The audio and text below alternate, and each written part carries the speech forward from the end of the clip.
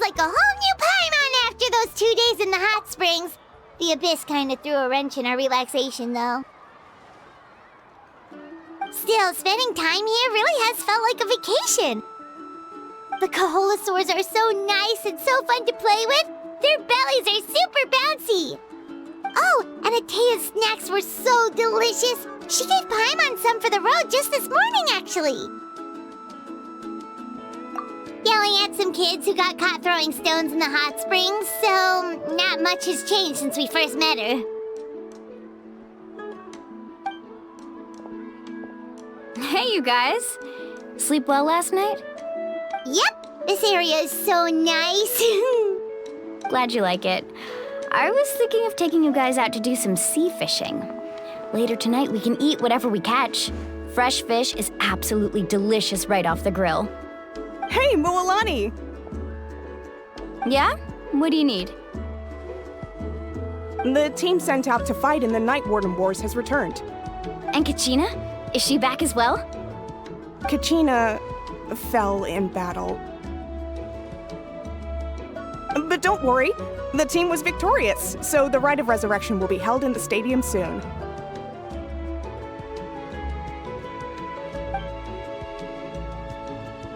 That's a relief. The Abyss is cunning, and it was her first time. Mistakes are bound to happen. Exactly. She deserves to hold her head up high. All right, thanks for letting me know. We'll head out in a bit. Jeez, she sounded a little anxious there. Had me thinking it was bad news for a moment. Mualani, you said the Abyss was cunning just now, but it seems like the Abyss just wants to destroy everything. Like, think about all those monsters that attacked your tribe. If there really was some sort of cunning plan, wouldn't it make more sense to send them to attack Kachina and her small team? Not that Paimon wants them to be in any more danger, it's just... Relax, I get it. The Abyss is difficult to understand, that's for sure. At a glance, it certainly seems like the only goal is total destruction. The Abyss isn't a living entity after all, so what capacity for logic or planning could it possibly possess? But through our long history of fighting the Abyss, we've realized things aren't quite so simple. 500 years ago, the Abyss invaded Teyvat. You know about that, right? That's right. Conria suffered greatly during that time. But so did every other nation in Teyvat. And Natlan was the worst affected of all. It took the combined efforts of the then Pyro Archon and heroes from every tribe to finally repel the Abyss. Even so, the effects of the invasion lingered for hundreds of years, only able to be reversed little by little. Our tribe's waters were contaminated. The Children of Echo's territory was overrun by dangerous sludge surging from underground. Unrelenting black winds tore across the lands of the Flower Feather clan. It was like each disaster was designed for a specific tribe. Exactly. We once thought that the Abyss's desire for destruction was a sort of primal instinct, but its methods are, in truth, marked by intelligence. We now believe the Abyss has invaded the Night Kingdom, and has the capacity to read the memories of this land at any given moment. And that's how it became so dangerous and cunning. Almost like it knows you inside and out. Yes, and that's why we've been unable to fully eradicate it, even after all this time. Luckily, the problems left behind by the Abyss have been successfully addressed by the various Pyro Archons we've had over the years. Now every tribe is prospering and things are looking up. I mean, just look at what we managed to do a few days ago. We totally fought them off.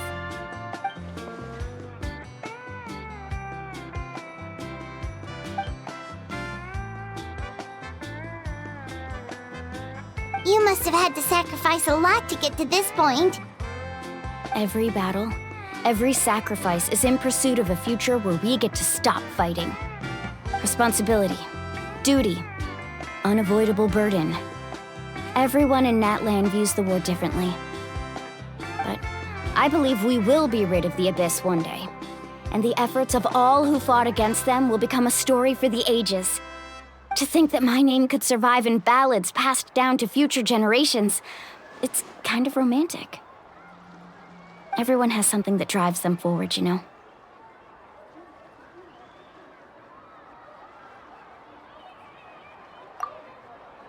We have to. Not only for ourselves, but for our future. Anyway, let's head to the stadium. Our fishing trip can wait until Kachina's back with us. The sea's not going anywhere.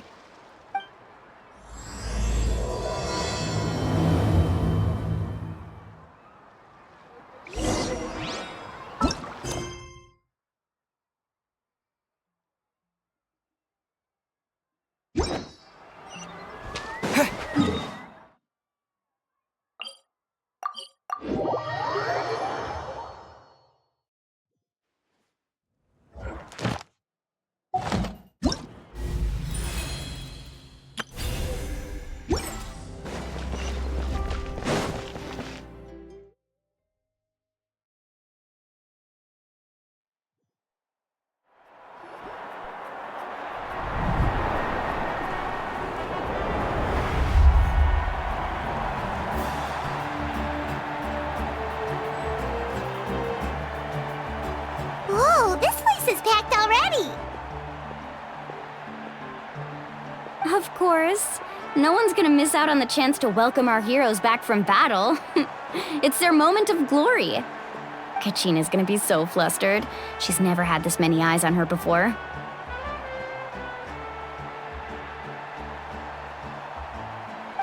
Yeah, she doesn't seem like the kind of person who likes being the center of attention. Looks like I'm just in time.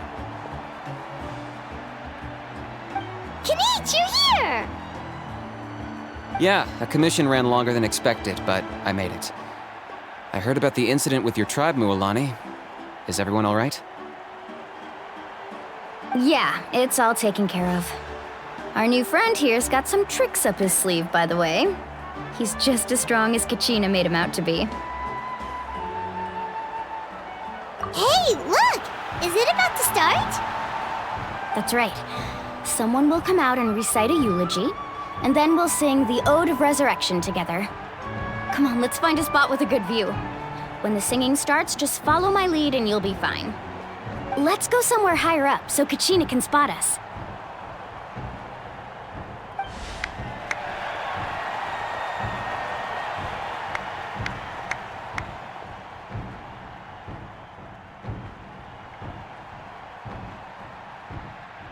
Warriors of Natlan, heed the call of life. We are the inheritors of memory and legend. Those who grew alongside sun and wind. Those who forged our own destiny and future. That is Natlan's fire, the lifeblood of our nation.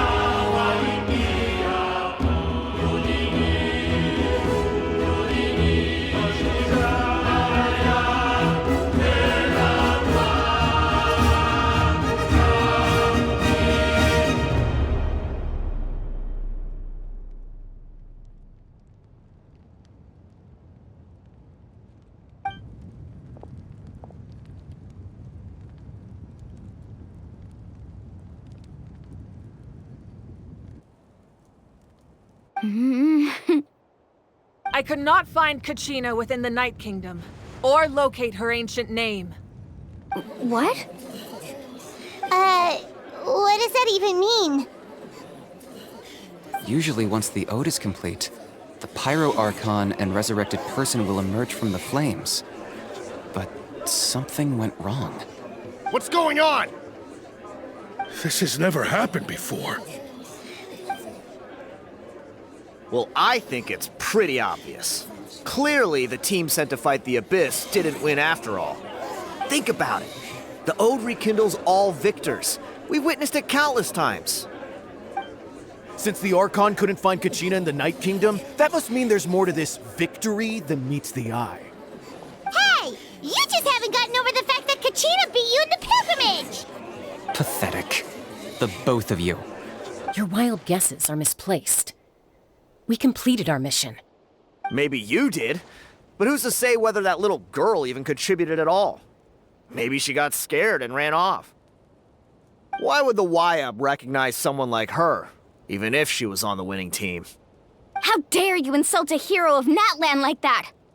Kachina sacrificed herself to repel the Abyss. She doesn't deserve to be subjected to your vile rumors when she's not even here to defend herself. Calm down, Mualani. There's no point arguing with the likes of them. I can't just sit here and let them slander her like that. To insult a hero of Natlan, the person actually has to be a hero. You... Think about it, everyone. Who do you think is really at fault here? A girl who never should have even gone to war? Or the great Pyro Archon? Why would the rules of our nation suddenly stop working? That's true. If she wasn't revived, it must mean she failed to achieve victory. Maybe the YAB interpret victory in different ways? I mean, that girl didn't look all that strong to me.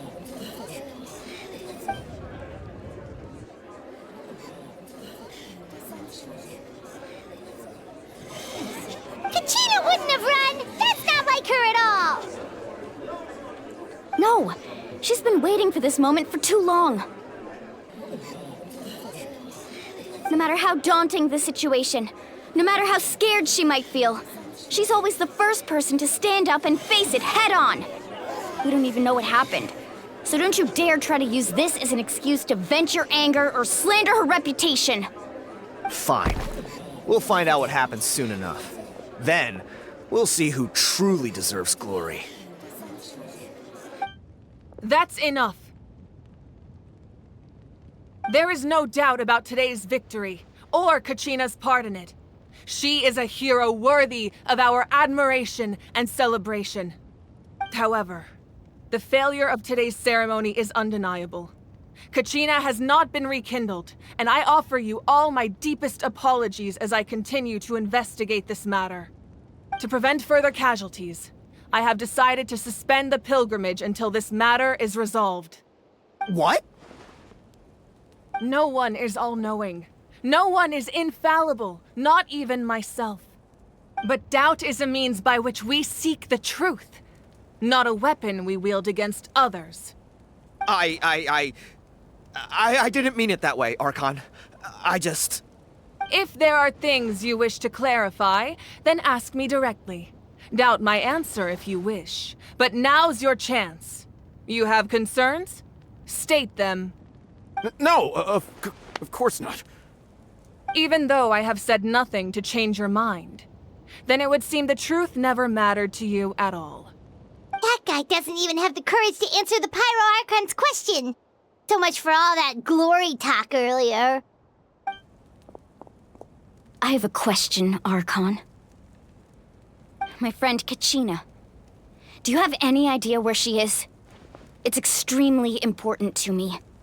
I know you said you were investigating the situation, but I'm sorry, that's not enough. I've already shared everything I know. If you want to learn the truth and rescue your friend sooner, you should join the investigation. So, what do you say? Of course I'll join. In that case, come see me in the speaker's chamber. We should join them. Oh, and if it's not too much trouble, could you drop by as well, Traveler? I'd like to have a chat. Rest assured, everyone, I'll keep the tribal chiefs informed on the progress of the investigation. Once again, I apologize for the outcome of this ceremony, If there are no further questions, let's part for now. Did she just ask us to come along? I believe she did. Let's go. I'd like to know what's going on myself.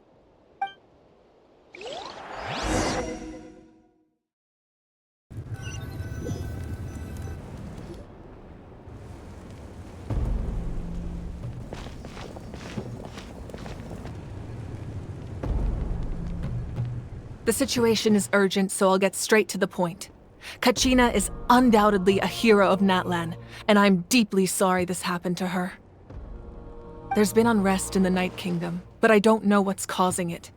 As a result, I've been unable to track down her location. Until we find and address the cause of the unrest, the Ode of Resurrection will continue to be ineffective. And that means Kachina won't be able to come back? That's correct. Not until the problem with the Night Kingdom is resolved. How long will that take? It's hard to say. Kachina always dreamed of fighting the Abyss, of doing her part to defend Natlan. She wasn't afraid of death because she knew, if it came down to it, the Pyro Archon would be there to bring her back to life. Whenever we sat down together, exhausted from training, she would always hum the Ode of Resurrection. She was supposed to come back to us. We were supposed to hug her and celebrate with her and share her joy. We supported her every step of the way, but what are we supposed to do now? Sit peacefully and wait for her return? Lose ourselves in grief over her death? Tell me, are we her friends? Or her murderers? That's not fair, Mualani. It's all right. I understand your rage and your grief. Kachina's life means a great deal to me, Mualani. Believe me, I want to bring her back as soon as possible. I would give you that peace of mind if I could. But please, hear what I have to say so I can at least give you a broader picture of the issue we are now facing. Considering the recent attack on your tribe, I believe the Abyss has found a new means of undermining the rules of our nation. You mean... The Sacred Flame. The foundation of our resistance against the Abyss. If we continue to hold the pilgrimage and send teams to fight the Abyss, there will likely be more casualties. But if we stop altogether, the Sacred Flame will only grow weaker. The Abyss will scale up their attacks, and the tragedy we saw with the people of the Springs will only be the first of many. If we compare the two choices, the former seems to be the lesser of two evils. Sorry, I know that may sound harsh, but I bear the name Malipo. Weighing the costs is my duty. The raw truth can be cruel. But we need to understand it if we want to approach this rationally. But what would you say, Mualani? This is personal for you, and unlike Kanich, I dare say it's not a simple case of weighing up which course of action is less painful, is it? No. I can't choose between them, and I don't want to. Saying that one is preferable over the other is disrespectful to the people who suffered. You're saying it doesn't matter whether I suspend the pilgrimage. The consequences will be equally painful. Yes. What happened to Kachina breaks my heart. But I couldn't bring myself to sacrifice other people for her sake. And that is the crux of the problem. It's not simply a matter of choosing the lesser of two evils. Either way, there will be people who suffer. And the end result will be the same. Belief in the pilgrimage will waver. Once doubt has crept in, the people will no longer unite in battle against the Abyss. And that is exactly what the Abyss wants. Their ultimate goal isn't to break the rules that make the Ode of Resurrection work. It's to destroy the people's faith in them. To prevent what happened to Kachina from happening to anyone else, we need to suspend the pilgrimage. So that is my current plan. And in the meantime, I've made efforts to strengthen each tribe's defenses. Then, we have to find another way of strengthening the sacred flame to keep the Abyss at bay. This won't be easy. I'll need time to figure out the best approach. I understand your anger, Mualani, but I hope that provided some clarity, at least. Wow. Paimon thought things were gonna get heated for a second, but the Pyro Archon took the time to explain everything so patiently. I owe you an apology, Archon. I let myself get carried away earlier, and I'm sorry. You're right. We need to focus on finding solutions. We could always hold the pilgrimage without sending a team to fight in the Night Warden Wars. That way, we would still be able to fuel the sacred flame. I've considered that, but the two events have nearly always been linked. Without the chance to fight the Abyss, pilgrimage rankings lose their prestige, and competitor numbers will drop. With fewer participants, the amount of contending fire produced will decrease, and the vicious cycle will continue indefinitely. So, essentially, the Abyss has taken Kachina hostage. You've learned about the concept of ley lines during your travels, yes?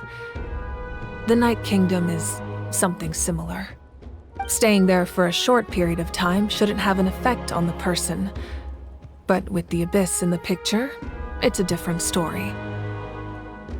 Your sense of self will be devoured until eventually you become one with the sea of souls.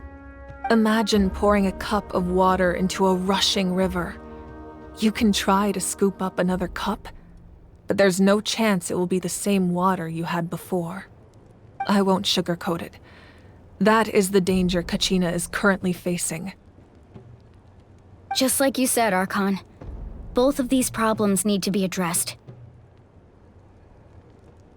You can focus all your efforts on dealing with the sacred flame. I will go search for Kachina. The Abyss poses the same threat to you as it does to her. It is very possible you will not return. Knowing that, do you still choose to go? Kachina's waiting for us to rescue her. That's all that matters. I failed to protect her during our campaign, but I can make it up to her now. I choose to go as well. Traveler? What do you think? Understood. Then I'll support you in any way I can. The Masters of the Nightwind have a technique that can extract an ancient name from the ley lines. If we can find Kachina's ancient name, I can use the link between them to pinpoint her position within the Night Kingdom. Then comes the hard part. You need to visit the Night Kingdom in person and rescue her. But isn't the Night Kingdom a land of souls? Can we even go there? Under normal circumstances, only the consciousness can enter. But there is a way to go there in person. However, know that the Night Kingdom will attempt to repel you, and the Abyss certainly won't leave you be. That's fine by me. Same here. Fighting the Abyss is nothing new for me. So, Paimon's the only one who's scared? Well, if you're going, Traveler, Paimon's going too. Sitlali of the Masters of the Nightwind once created an artifact that can be used to communicate with the Wyab. We call it the Spirit Speaker Stone. It was originally used as a ceremonial artifact wielded by the tribal chiefs, but that spiritual quality also means it can be used to search for an ancient name. That was the artifact I delivered to the Scions of the Canopy a few days ago. Didn't think I'd be hearing about it again so soon. Thank you so much for your help, everyone. Your thanks are unnecessary. I will offer you whatever aid I can, but your fellowship and courage are what will truly decide the success of this operation. Besides, you're the ones helping me. I can only focus on one thing at a time, after all. Traveler, I certainly didn't expect our first conversation to be so serious. I've heard all about your accomplishments. Ever since you arrived, I've been hoping to meet you and offer you Natlan's highest level of hospitality. Why?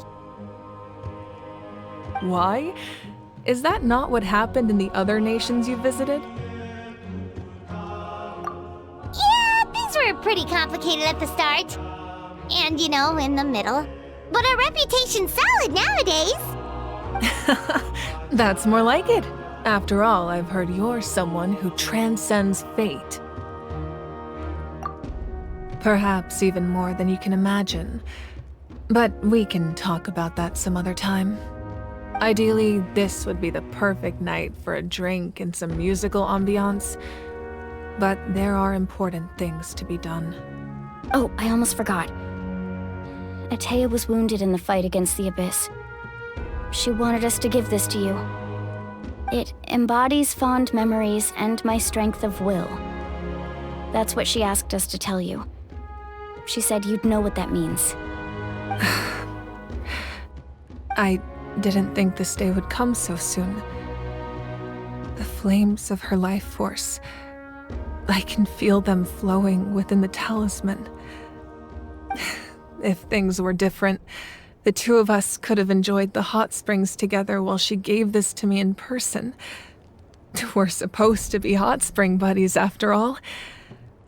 But don't worry. This talisman means a great deal to me. I'll take good care of it, and once this is all over, I'll pay Atea a visit.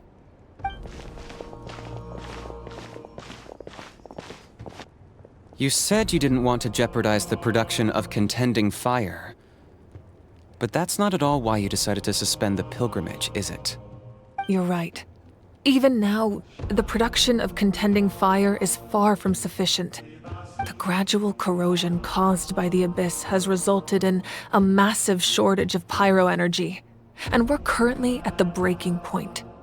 As things stand, the pilgrimage is a lost cause.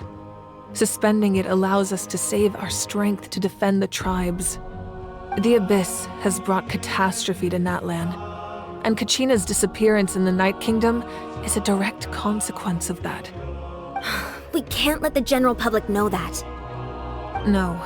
If the public learned that Natlan's destruction was close at hand, there would be immense panic.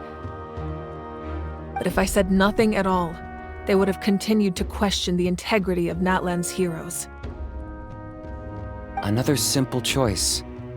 The latter was clearly the better solution. But you chose otherwise. I have never subscribed to the belief that the right choice is the one with the fewest sacrifices. Let's go.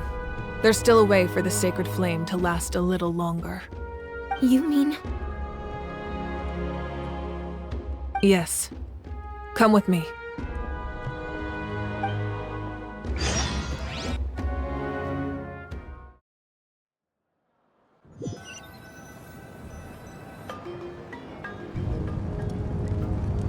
The sacred flame must never go out. Not only does it strike fear in the Abyss, but it's also the pillar of Natlan's stability. So until our heroes are ready, I will sacrifice my power to keep it burning. But that can only last so long. I think we should focus on the remaining ancient name-bearers. Don't let desperation cloud your judgment. Those chosen by the Wyab have already embarked on their destined path. It is for them to decide how that journey ends, not us. All we can do is support them. Even so, for you to make this sacrifice, it's not right. If not me, then who? No other is capable of sustaining the sacred flame. I possess great strength, but I'm not above my people. This is part of my duty.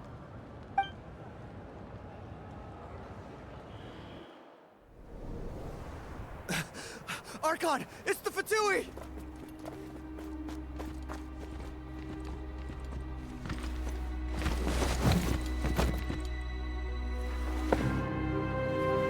The Archon of Natlan. A force to be reckoned with. The secret of the ley lines is no secret to me. Long have they been destined for ruin.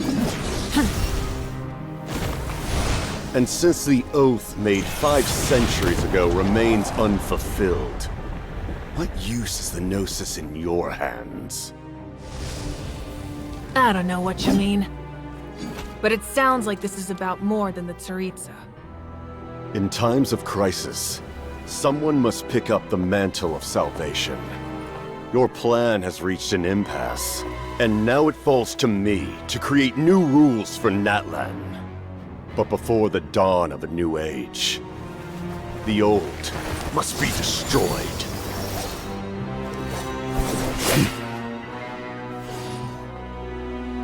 I assume that's the end of your speech? Good. People like us. Let our blades do the talking!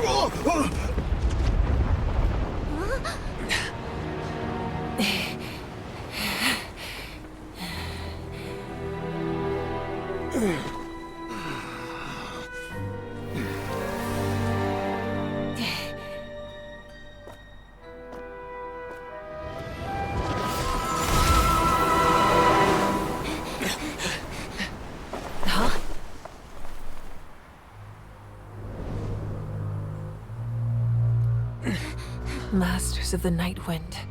Send word. The captain and his followers must be apprehended.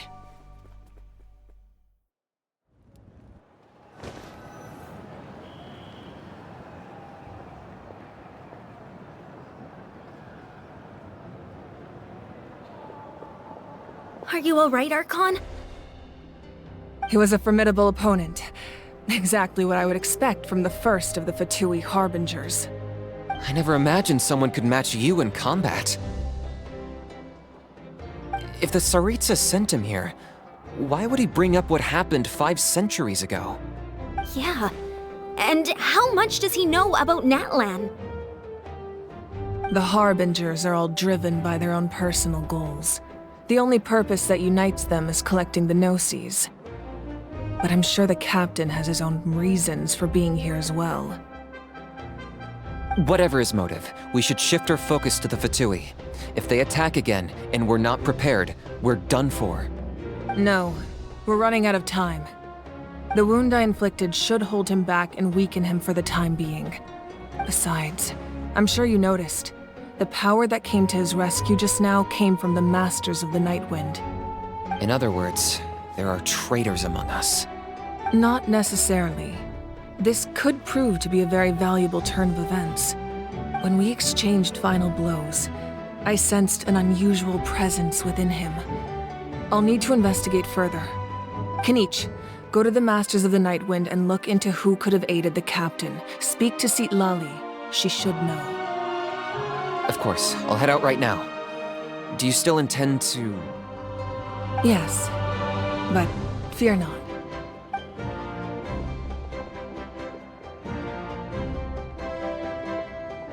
Natlan's strength has never rested solely in its Archon.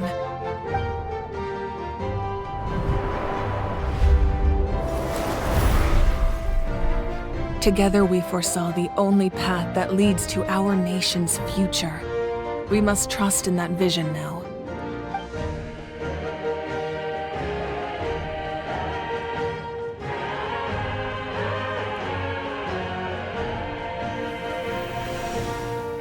Is everything okay, Archon?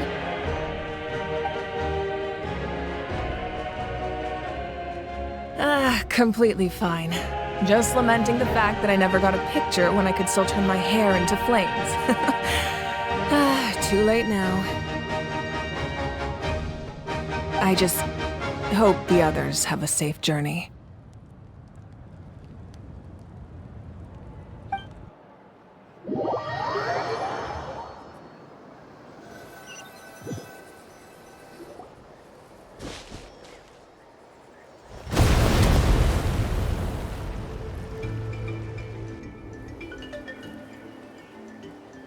What's happening at the stadium? Did something explode? It feels like the Archon unleashed her power. She must be fighting a formidable opponent. Should we go back and check what's going on? Have faith in the Archon. She wouldn't lose in a one-on-one confrontation. Once we find Kachina's ancient name, we'll head right back. Okay, let's just keep climbing. Everyone really hopes nothing goes wrong.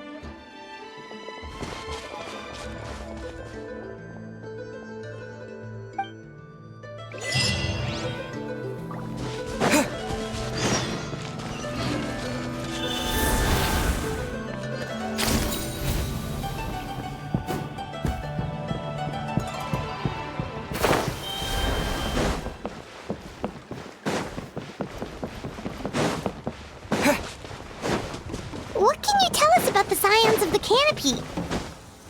The tribe's people are very adventurous. Oh, kinda like us then! I'm not so sure. You don't strike me as the type to enjoy danger. The scions of the canopy are a bunch of thrill seekers. They love extreme sports like rock climbing, rappelling, volcano parkour, or even bungee jumping without a rope while a Yunkasaur stands at the edge and uses its tongue to catch them. Sound like something you'd be interested in? Okay, that does sound different from our usual adventures. Paimon's not doing any of that. She can just cheer you on from the sidelines.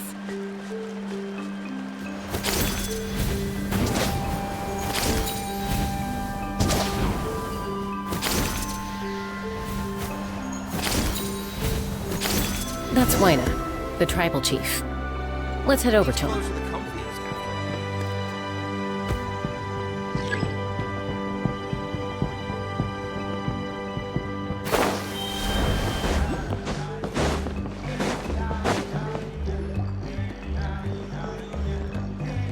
Chaska.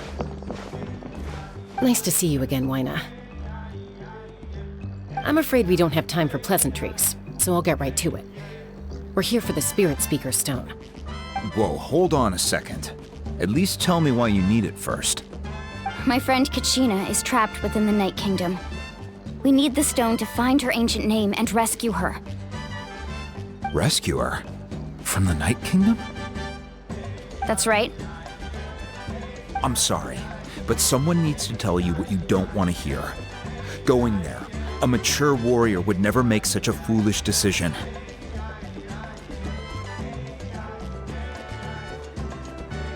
The nature of battle is unpredictable. You never know how it's going to end. Losing a friend is tragic, but when that happens, the best thing you can do is focus on how to prevent further casualties.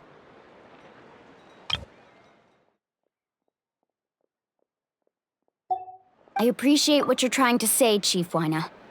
But if the price of maturity is abandoning a friend in need, I'll choose foolishness any day. If Kachina's still holding on, then so will I. I thought you might say that. Is something wrong, Wyna? This doesn't seem like you. Life isn't complete without taking risks. That's always been your mantra. It's nothing. The Night Kingdom is a dangerous place. Can't blame me for checking if you were up to the task. If you're that determined, far be it from me to stop you. Here's the stone. Keep it safe, okay? It's not like we have a spare. Thank you. Huh. Seems like you two go way back. But aren't you from the Flower Feather Clan, Chaska? Oh, Chaska's a peacekeeper, so she's famous throughout the tribes. She's always the one people call to resolve conflicts, so we slowly got to know each other that way. Her younger sister Quichi's always hanging around our tribe, too. She's helped us out a lot in the past. Oh, you have a younger sister? Yes, I'll introduce you to her sometime. But let's get back to business. Wyna, how do we use the stone? As you probably know, your intended destination is completely different from the real world. The Night Kingdom is like a river flowing with concepts, and the ancient name you seek is like a tiny fish swimming downstream. In that sense, the stone is like a fishing boat drifting down the river, but the boat alone isn't enough. You need a fisherman experienced enough to steer it in the right direction. We couldn't do that ourselves? With a little practice, I'm sure you could. You have the strength and the talent. If you want to make sure this works, though, I could recommend someone to you. Who? Vichama, a legendary warrior and scout from our tribe. He's got a keen eye and a well-honed intuition. Even his ancient name means to seek. If you're fishing for a name, you're gonna want him on the boat. Vichama? Why does that name sound familiar? He's one of Auntie Atea's hot spring buddies. I've heard stories about him. Where can we find him? Ever since Malco passed, he spends most of his time gazing out at the scenery from the cliff tops. Follow the path that way, and I'm sure you'll find him. Thank you. We'll go look for him there. Good luck. I hope everything goes well.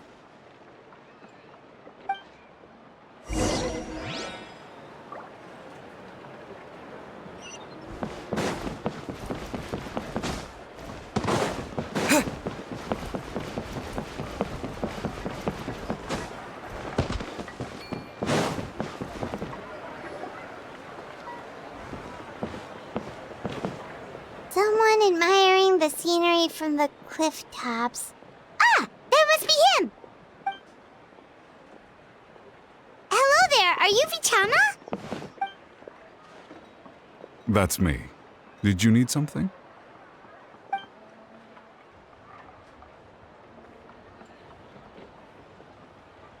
What?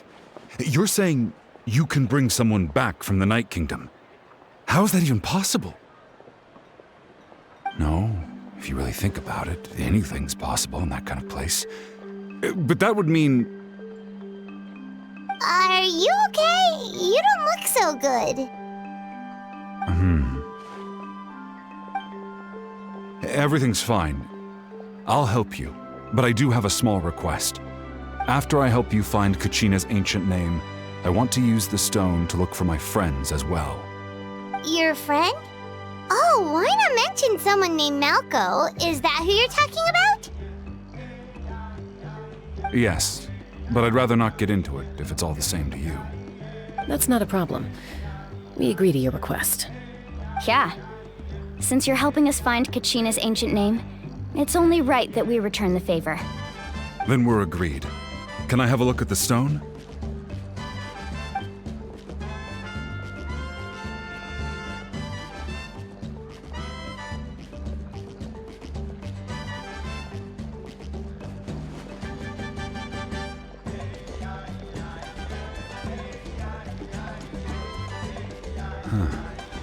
I see. From what I can tell, it functions almost like an abyssal pylon. Both connect the Night Kingdom to the living world. Once the connection is established, the Abyss will come surging through the opening like a predator honing in on the scent of blood. So we have to be sure not to use it in a tribal settlement. Wow, you got all that just from looking at it? I just picked up on the basics, really. I still have no idea why it works. You said someone named Lali invented this. They must be a genius. I'll go find an open area and start setting things up. In the meantime, I need you to get 2 things for me. We'll go right away. What do you need? First, I'll need some hook ropes. Pretty much every store around here carries them, so no need to go anywhere special. Oh, and I need to build a net out of them, so make sure you get a good amount. Wait, are you saying you're going to use a real net to catch Kachina's ancient name? How does that work when one's tangible and one's not? By creating something tangible in our world, like a net, we can create a connection to a corresponding concept in the Night Kingdom. Basically, I'm going to use the concept of a net to catch something equally intangible, an ancient name. Oh, I see. What about the second thing you needed? Right. I need 2 chunks of obsidian. Once we bring the ancient names into our world, we'll need a place to store them. Normally, you can only get obsidian from the Children of Echoes, but I heard there's a traveling merchant from that tribe around here somewhere, so maybe you can try your luck there. Gotcha! All right, let's split up. See that clearing? Let's meet over there when you're done. Oh, and you can send someone with me if you want. In case you're worried I might take the stone for myself. What do you think, Chaska? There's no need. Lena spoke highly of you. That means you're trustworthy. I appreciate it, even though that doesn't mean much to me anymore. Anyway, it'll take some time to set everything up, so no need to rush. I'll see you in a bit.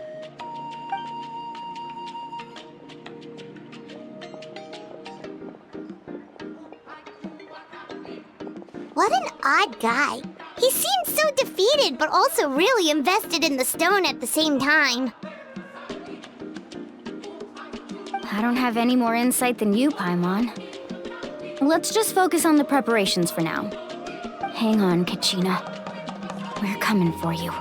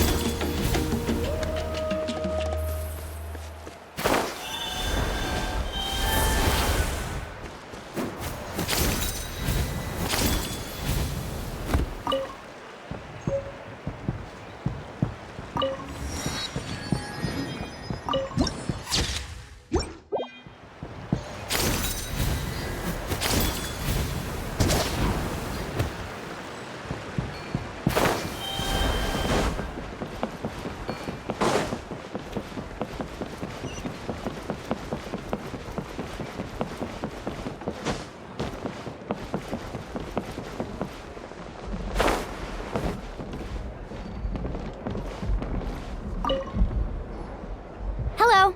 Do you have any hook ropes for sale? Hook ropes? As in rock climbing equipment? Yes. How much for your whole stock? Oh, the whole thing? Let me see. That would be 30,000 mora in total. Deal? Deal. Wait, really? What, you want me to drive down the price? We just need these as fast as possible. Thanks. Oh, no problem at all. I'll even pass along some information on the house. These ropes are usually used by rock climbing enthusiasts. If you want to learn, Roka's the person you want to ask. All right, that's everything.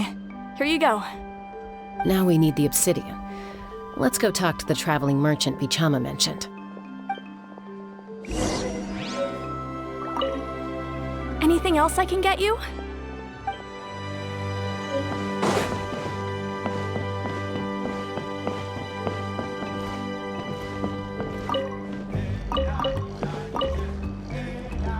Excuse me, do you sell obsidian? Why, yes. I've got a chunk for sale right over there. Perfect. Is that the only one, though? We actually need two. That might be tough. Tell you what, I'll take a look through these boxes over here and we'll see what we can find. Thank you so much. We'll wait here.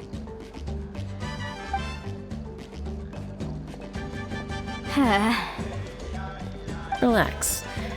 Everything's going according to plan. I know, it's just... I could tell Vichama feels the same way about his friend that I do about Kachina. I hope this chunk of obsidian isn't the only one. Kachina always carries all sorts of shiny stones with her. If I was the one trapped in the Night Kingdom, she'd have a whole pile of obsidian ready in a heartbeat. Well, would you look at that? I did bring an extra. Here you go, young lady. How does it look? Perfect! Thank you. How much do I owe you? If you hadn't shown up, these stones would have just sat here collecting dust. I'll take 3,000 mora for both. Here you go. By the way, I heard you mention Vichama just now. You running an errand for him, then? How's he doing? Malco's been gone for 5 years now. It's about time he started to move forward. Do you know what happened between them? I heard about it in passing while I was out drinking one night, but I don't know all the details. Vichama and Malco grew up together, and even made a name for themselves together. Malco was an amazing fighter, capable of knocking out multiple opponents in a single hit, while Vichama excelled at scouting and analyzing the battlefield. The two made an excellent team, and managed to beat back the Abyss several times. 5 years ago, they both emerged triumphant in the pilgrimage, and were placed on the same team to fight the Abyss. But on the eve of battle, the Abyss launched an attack on their tribe, and Vichama suffered an injury to his leg while attempting to rescue someone. Then what happened? The team agreed that he couldn't fight the Abyss in his condition. Vichama didn't argue. He knew going to the front lines with an injured leg would make him a burden in battle. So they raised the issue with the Pyro Archon, and she agreed to let him stay behind. It's just... Malco and the others ended up facing hordes of abyssal monsters in numbers that far exceeded anyone's expectations. The team made an error in judgment, and they fell to the onslaught. Vichama went into a deep depression after that. He blames himself for everything.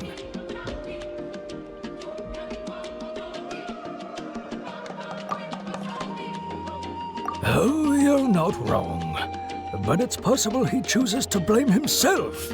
Not because he did something wrong, but because he wasn't able to do anything at all. I've tried convincing him to move forward, to stop dwelling on the past. But the shadow of Malco's death hangs over him still. The Abyss has caused so much suffering, and some wounds never heal. I wish there was something he could do to make himself feel better. But... anyway, that's the gist of it. Maybe you could help him talk things through sometime. I would really appreciate it.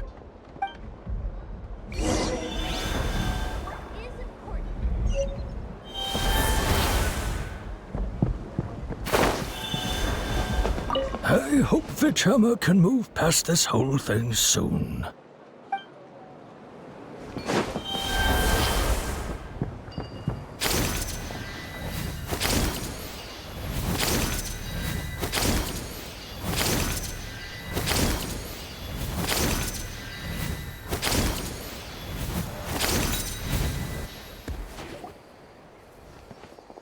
Did you get everything? Yep, it's all here. When do we start? I've made all the necessary adjustments, so we're good to go. As agreed, I'll help you find Kachina's ancient name, and then you return the favor. Go ahead.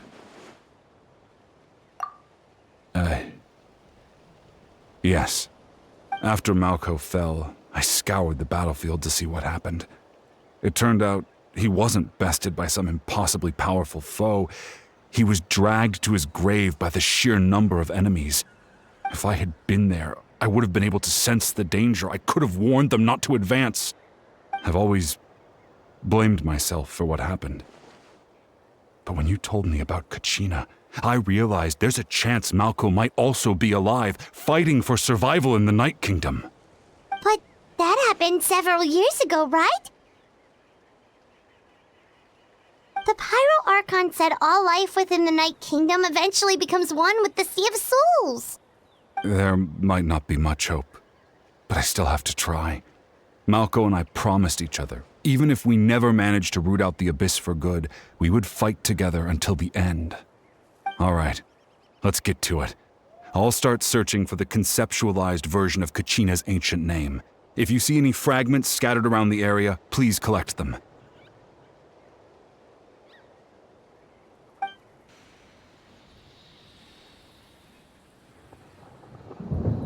Make sure you prepare yourselves for battle. As I said, the stone will link the mortal realm to the Night Kingdom. The Abyss will likely emerge in response. Look at that golden thing! It must be one of those fragments Vichama mentioned. Let's get closer!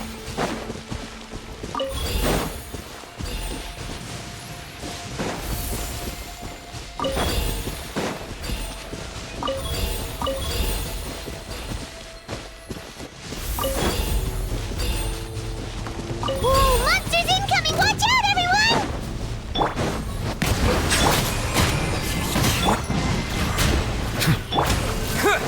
Dust! Into the wind! Settle down!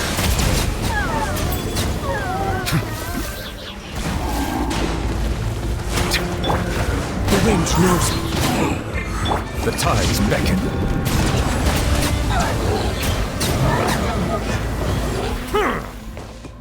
How much longer, Vichama? Not long! We're getting close!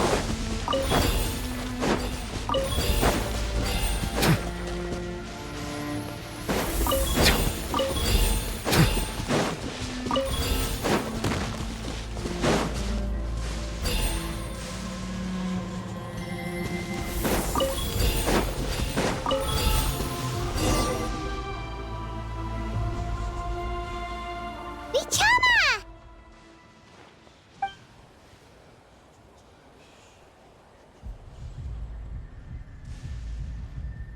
Quick! Take it!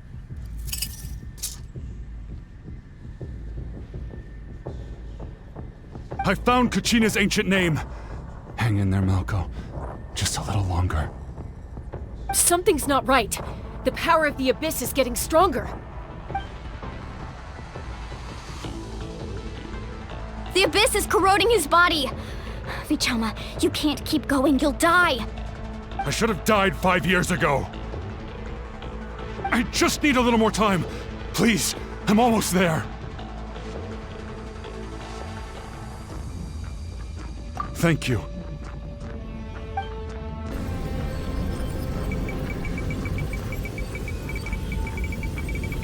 Whoa, watch out! The power of the Abyss is strong.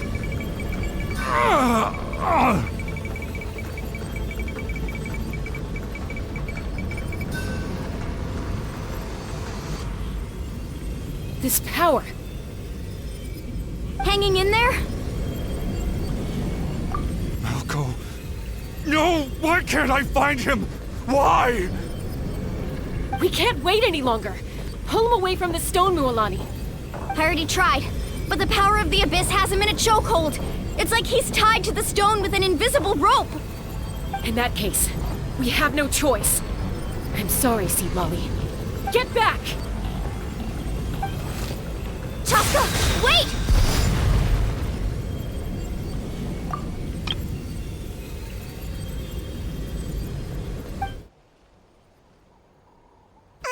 Ouch! What happened just now? It looked like the Spirit Speaker Stone was... The stone's power was spiraling out of control. The only way to stop it was to destroy it. You were all caught in the shockwave of the explosion. You might feel dizzy for a while, but that's normal. Give us a heads up next time, will you? You're lucky we managed to dodge it in time. I thought I said to get back. Yeah, barely a second before you made it go poof. Not everyone has your reflexes, Chaska. We were this close to getting dragged into the explosion. Okay, I'll be more careful next time. At least Kachina's ancient name is still in one piece. Wait, where's Vichama? Vichama! Vichama! I couldn't find Malko's ancient name. It must be completely gone by now. Once your ancient name disappears, there's no coming back. From the very beginning, I knew there was a slim chance, but still. And now, it's too late to save him. From the minute he left that day, it was already too late. Vichama. I'm sure he's heard enough condolences over the years. Let's just give him some space. Huh? What's that in your hands, Vichama? It looks like something's glowing! Huh? This is...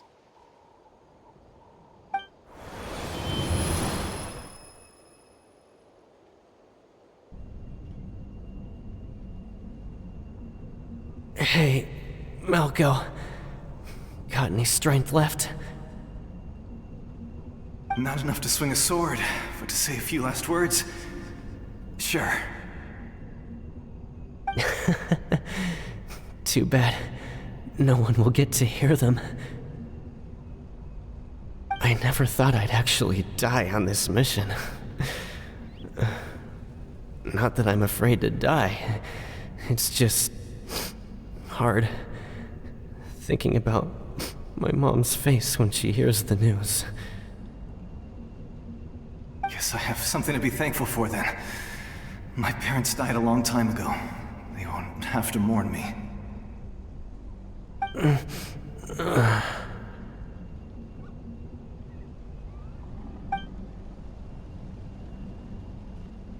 Pisak! Always had to beat me at everything, didn't you? Right to the end, you were never one for goodbyes. Maybe you're right. Maybe no one will get to hear our last words. But just in case... Vichama, I'm so glad you didn't come with us. Don't be sad. Just keep on living. For the both of us.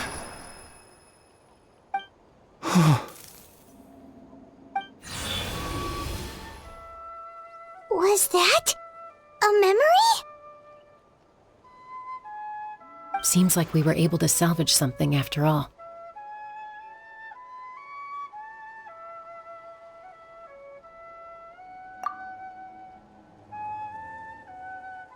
Of course. Seeing him, hearing his voice again, it makes me unbelievably happy. But it also brings with it an even deeper pain. A deeper pain? Why? Malko was always the type to put on a brave face. But in that memory just now, his hands were shaking, and his smile was forced. For all these years, I regretted not being able to fight alongside him to the end. And now I know, at the end of his life, he was thinking the same thing. Vichama. I'm fine. Actually, I heard Chief Wyna wasn't really on board with your plan to go to the Night Kingdom. When you asked for my help, I hesitated too. I knew helping you find your friend's ancient name meant leading you one step closer to danger. But I also understood why you had to try. Everyone has regrets in life, but not everyone gets the chance to make up for them. Once allowed to fester, guilt strips us of our most valuable qualities as warriors. In that sense, We might as well choose the braver path from the very beginning.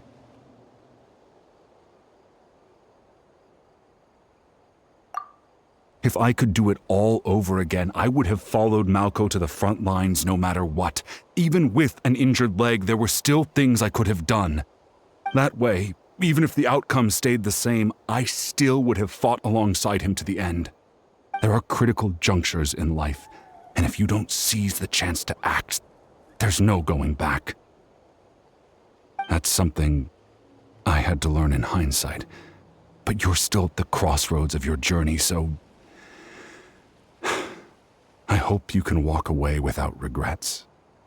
Thank you, Vichama. I feel even more determined now. Kachina will come back to us. I'll make sure of it. I promised I would find her, and I intend to keep that promise. That's good to hear. Strange. My body, it's... Once abyssal corrosion enters the body, a portion will fuse itself to your internal organs. Even though the Traveler possesses powers of purification, the corrosion can never be fully eradicated. Thanks to him, though, you were only briefly exposed. Slowing your breathing and controlling your emotions should help you keep the symptoms in check.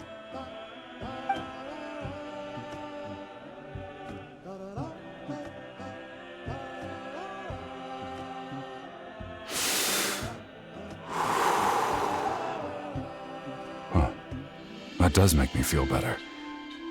You seem very knowledgeable about all this. Just speaking from experience, that's all. Anyway, we've recovered Kachina's ancient name, so we're off to a great start. Let's get Vichama back to his tribe and tell Wine the good news. And apologize for destroying the Spirit Speaker Stone. We had no choice, though, so he'll probably understand. Right?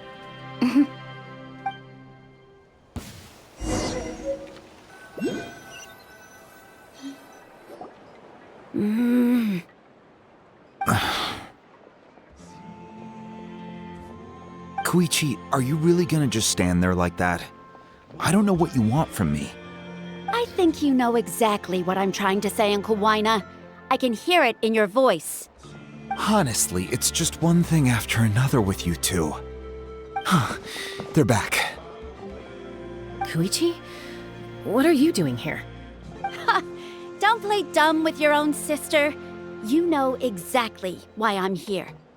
My apologies, everyone. I just need to borrow Chaska for a few minutes. You come with me.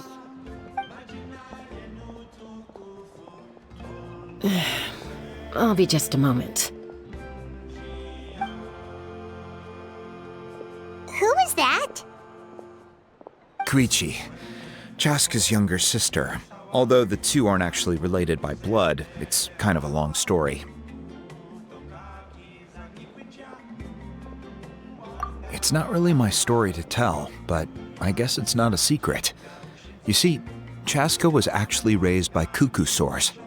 She was afflicted with a rare disease when she was a child, and abandoned in the wild as a result. The Abyss found her out there, all on her own, and tried to devour her. But in the end, all that did was trigger her will to live. That strength of will pushed her to survive. But it also planted a seed of conflict within her. Eventually, she was adopted by the cuckoo sores. Wherever they went, she followed, getting into fights right and left. For some reason, Paimon can totally imagine that. Well, when Chaska finally returned to human society, it was Koichi's parents who adopted her. At the time, Chaska still had a habit of getting into fights, so Koichi was always taking her around, apologizing to everyone. Ah, I remember those days. One of those fights was definitely with me. But, you know, kids. You're fighting one minute and your friend's the next. Eventually, she found a way to rein in that desire to fight. And now she's who people call to resolve conflicts. She's known as the Peacemaker. It sounds like she still argues with Koichi, though. Don't siblings usually stop fighting when they get older? That's partly my fault. Koichi asked me to stop Chaska from doing anything dangerous, but you probably know by now, once Chaska makes up her mind, there's no changing it. Oh, I I get it. No wonder you tried to talk us out of going to the Night Kingdom. Chaska even said that wasn't like you. I'm all for your adventure. You need to take risks when you're young, because by the time you're my age, you couldn't attempt something like that even if you wanted to. Better try now than live with regrets later. That's what I say. Still, I can understand where Koichi's coming from. In the end, nobody wants to sit back and let a loved one put their life on the line.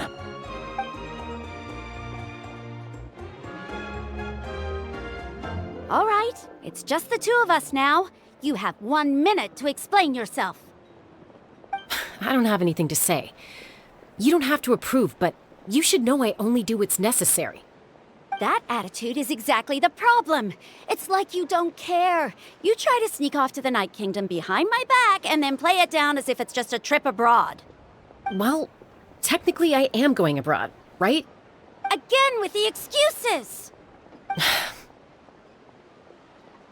We agreed, didn't we? There are 4 levels of danger. If it's not something urgent, you can only engage in level 2 danger and below. You can only go up to level 3 if a situation is so dire there's absolutely no alternative. But a trip to the Night Kingdom? If that's not a level 4, I don't know what is. And you were just going to sneak into the place without saying anything. What do you mean, sneak into the place? I always planned on walking in there with my head held high.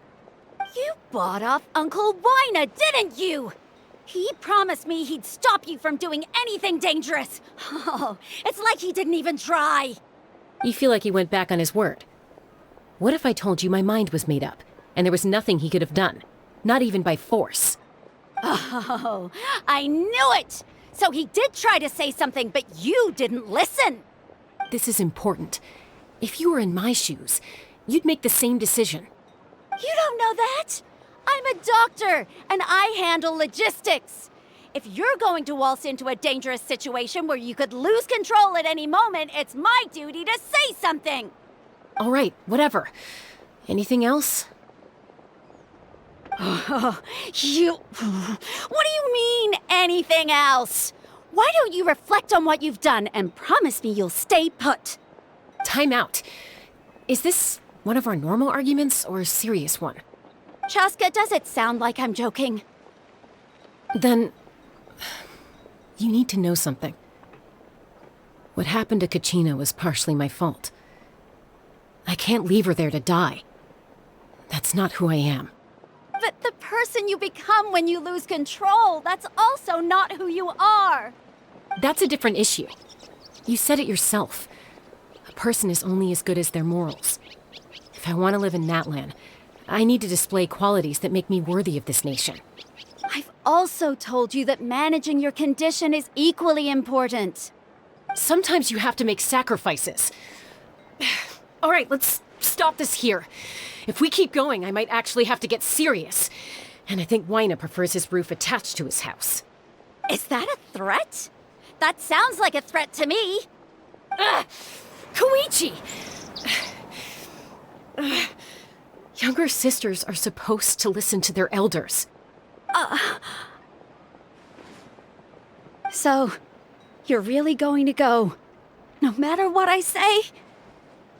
I'm supposed to be your sister. Then support me. I'll be back. All you have to do is wait. Chaska. So, that's it. Why'd you have to turn out to be so darn annoying?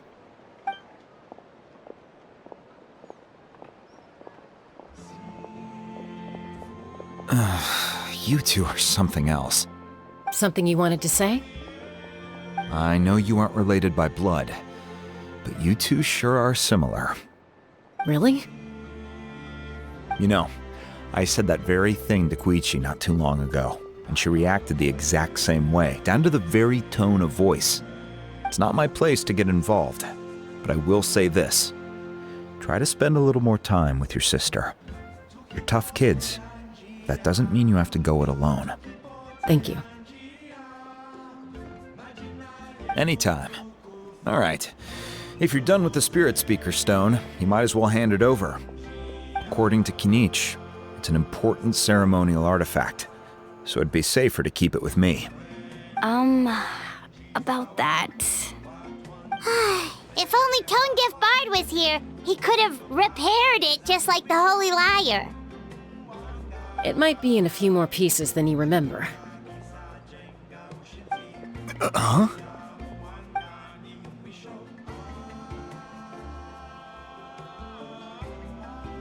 I see. Sounds like it was an urgent situation. If someone's life was on the line, then you had no choice. Still, Citlali's going to be a nightmare to deal with now that you've broken her stuff. I'll explain everything to her later. Stay safe out there in the Night Kingdom, okay? I'll wait here for your safe return.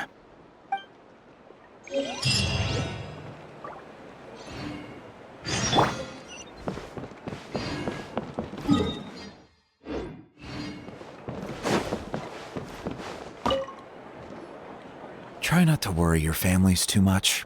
After you get back, make sure to pay them a visit and let them know you're in one piece.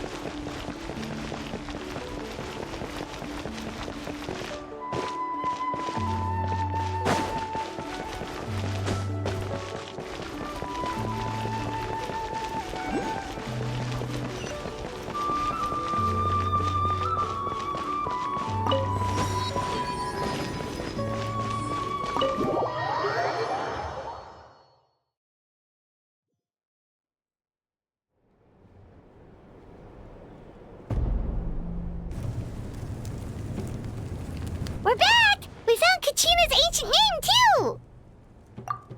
Well, it's fairly complicated. Let me give you the condensed version. The Fatui again? We can't go anywhere without them causing trouble. But what if the Fatui finds out you've lost your power? Won't they try to take advantage of the situation? That's why it has to be our little secret. No one else can know, or we're asking for trouble. Look, I wish I could offer you some sort of consolation, but I won't lie to you. With multiple factions closing in, there's nothing comforting about the situation we're facing. Still, all you need to do is focus on your goal. You can leave the complicated matters to me. I can also step in on the Pyro Archon's behalf. There's a limit to what I can accomplish, but I'll help you however I can. There's no need to be so modest, Yan-san. Your incredible strength has long been a well-known fact. You're the pride of your tribe. Archon, I'm sorry about before. You have so much on your plate, so much that you have to worry about. But all I could do was focus on my own feelings. You have nothing to be sorry about. We all get overwhelmed by our emotions, myself included. Your reaction to Kachina's disappearance, I understand that feeling very well. Well, now that we have Kachina's ancient name, let's go track her down. Follow me.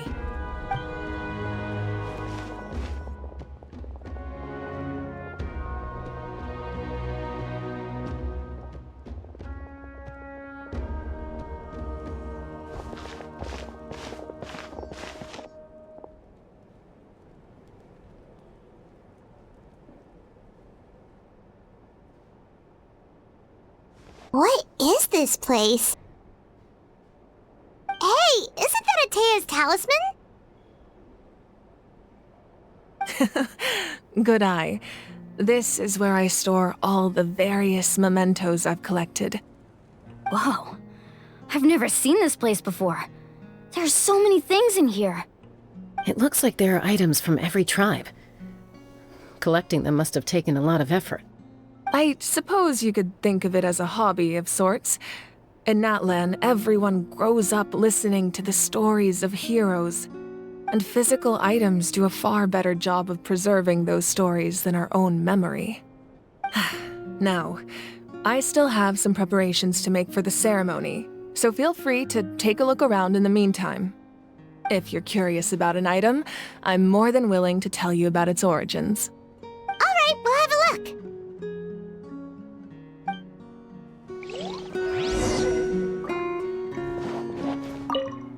This flower looks like it's thriving. You must be good at taking care of plants, Archon.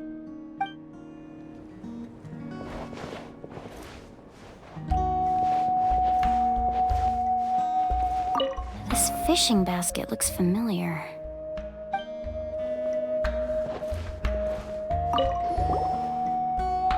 Hey, there's a fishing rod here.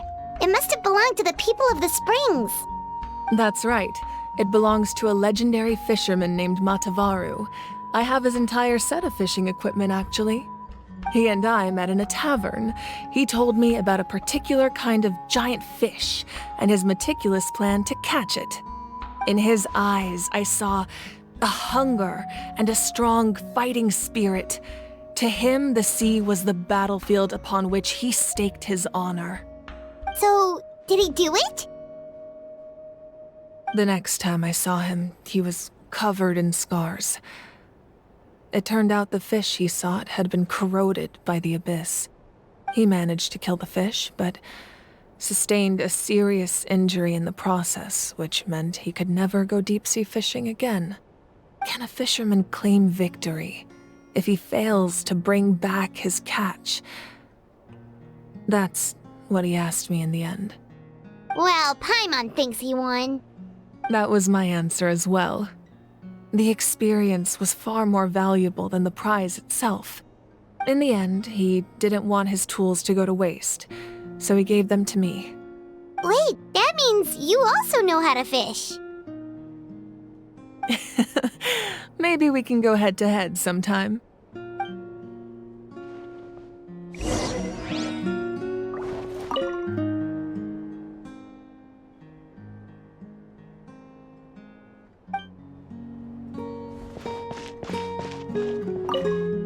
Make sure to handle everything with care. This cup, for example, it's heavier than it looks.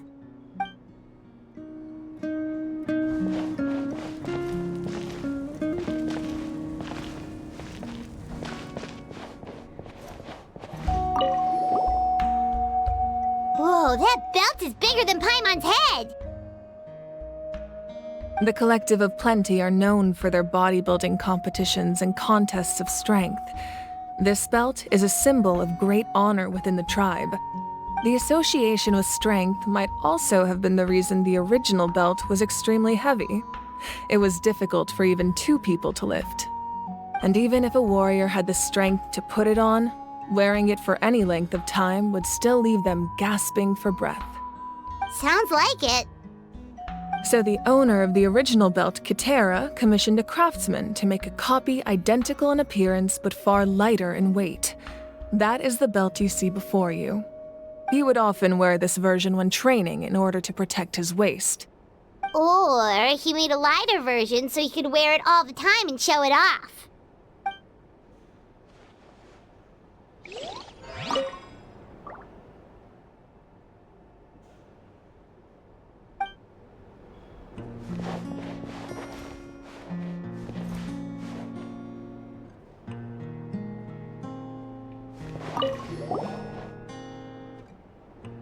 There are so many jars and potions around here.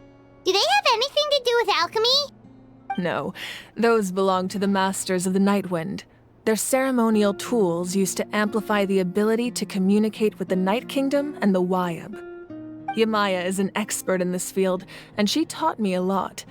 Even though she appears stoic and serious, she actually has a keen sense of humor. The tools you see here are quite traditional. Her students found them outdated, so she passed them on to me. The contents of the jars aren't all that special. Oh, except the big jar in the middle. That's what you really wanted to give me. Ooh, must be something really cool. What's inside? Grape juice. Huh? It's quite tasty, although probably expired by now.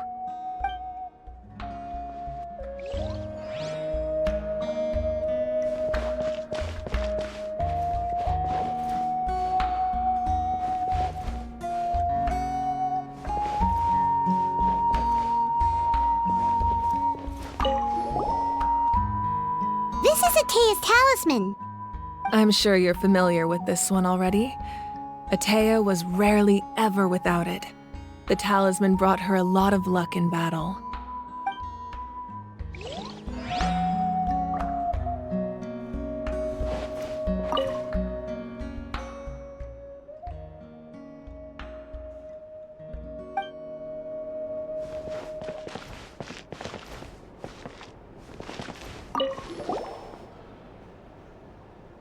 Whoa, this weapon is huge! Which tribe did it belong to? Ah, that weapon belonged to Tenoch, a hero from 500 years ago. Strictly speaking, he didn't belong to any single tribe. That's because even before the disaster with the Abyss broke out, he had already been exiled. Exiled? It was a punishment imposed out of necessity, but he accepted it all the same. He believed it was what he deserved. When the Abyss attacked, the tribes found themselves in urgent need of a powerful figure to lead them into the battle, and there was no one more courageous or resolute than him. He united the 6 tribes and accomplished great feats throughout the war. Ultimately, he perished, and because he had already lost his ancient name, the Ode of Resurrection was unable to bring him back. And so, he was laid to rest, alongside the countless warriors and civilians who lost their lives, buried in the soil of his native land. Wow, he sounds like a true hero.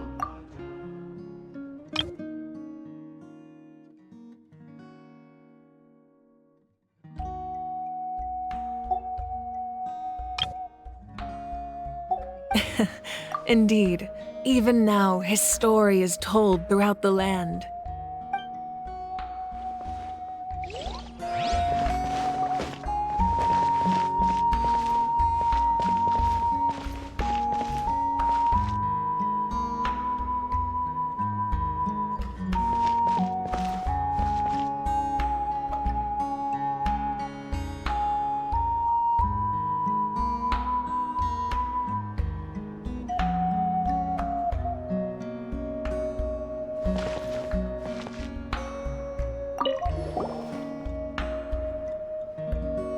The powder still needs some time to settle, so let's wait a little longer.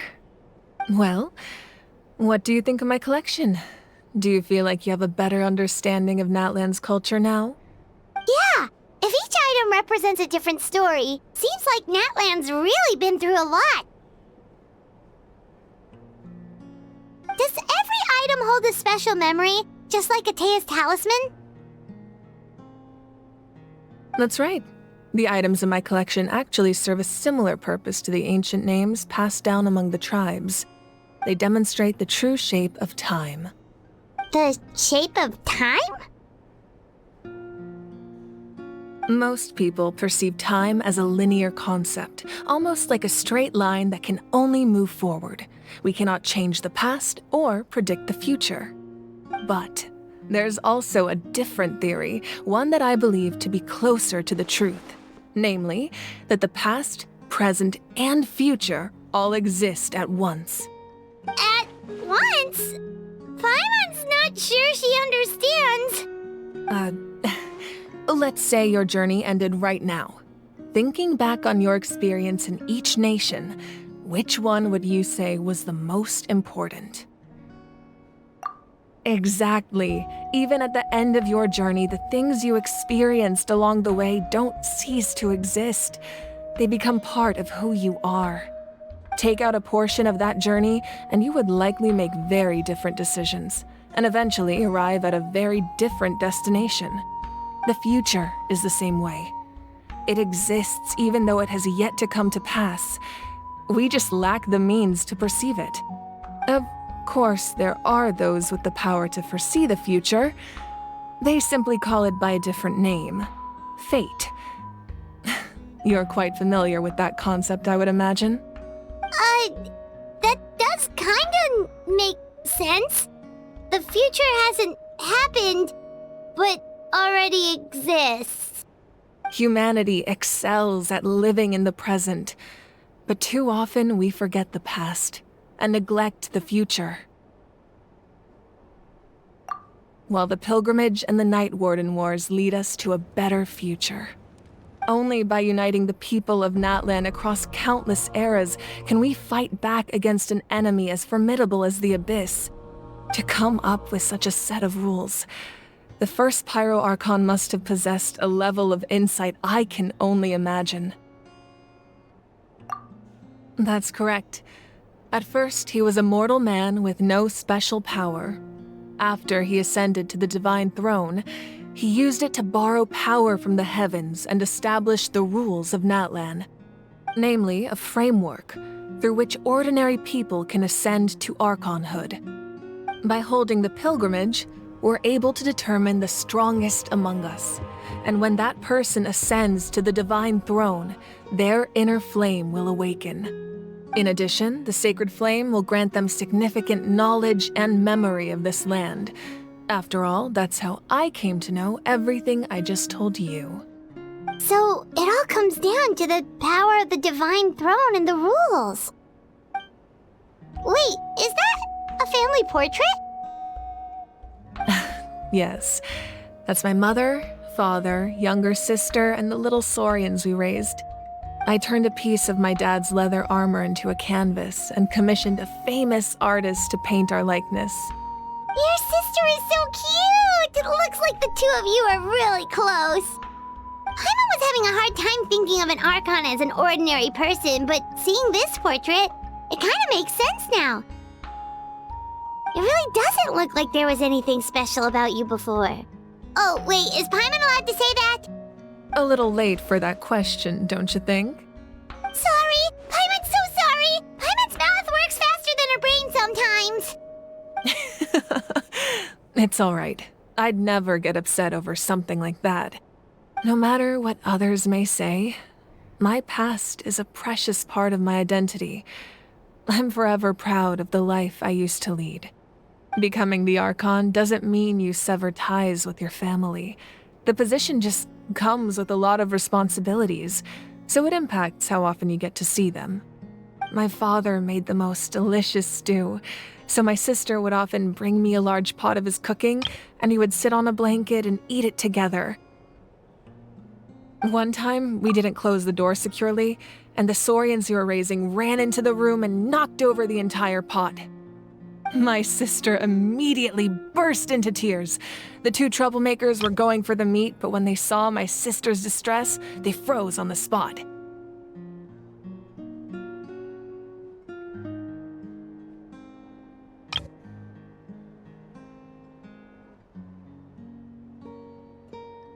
I still remember the way they laid there, sulking like a pair of children, even after making such a mess.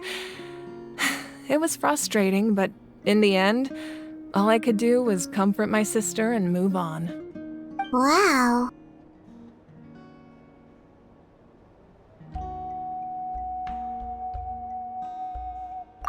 Isn't that what being a family is all about?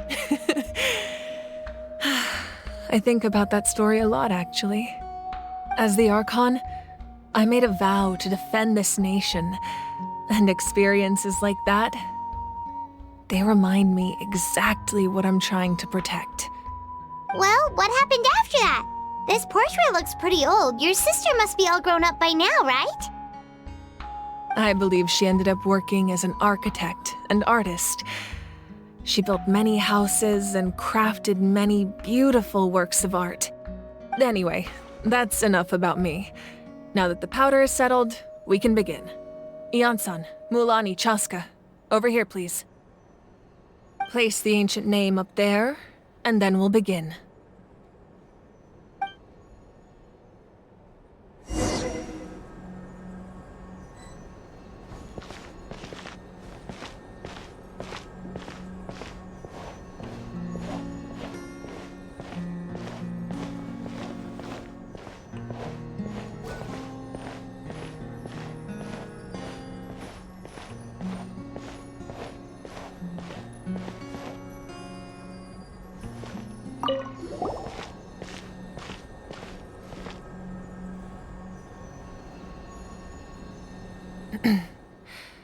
Surely as the echoes of life resound through heaven and earth, so too shall our stories remain eternal. Ancient name, take us to your fated bearer. Allow her to answer our call.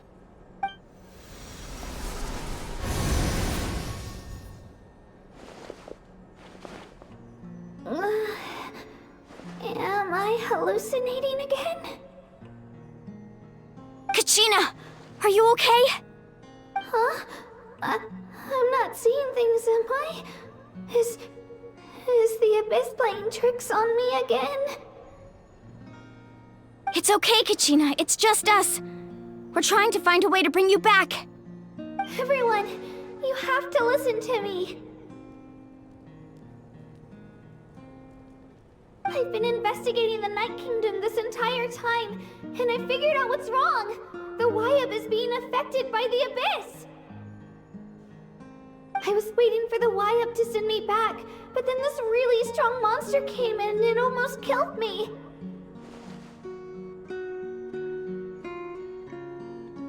The Wyab saved me, even though its power is weakening, so I've been hiding from the monsters while trying to find a way to help. The Night Kingdom has become a huge mess, though. I keep hearing these awful sounds and seeing really horrible things. Don't listen to those sounds, Kachina. The Abyss is trying to strip you of your sanity. All you need to do is stay safe and wait for us. We'll be there shortly. It's okay. I feel so much better now that I've had the chance to talk to you guys.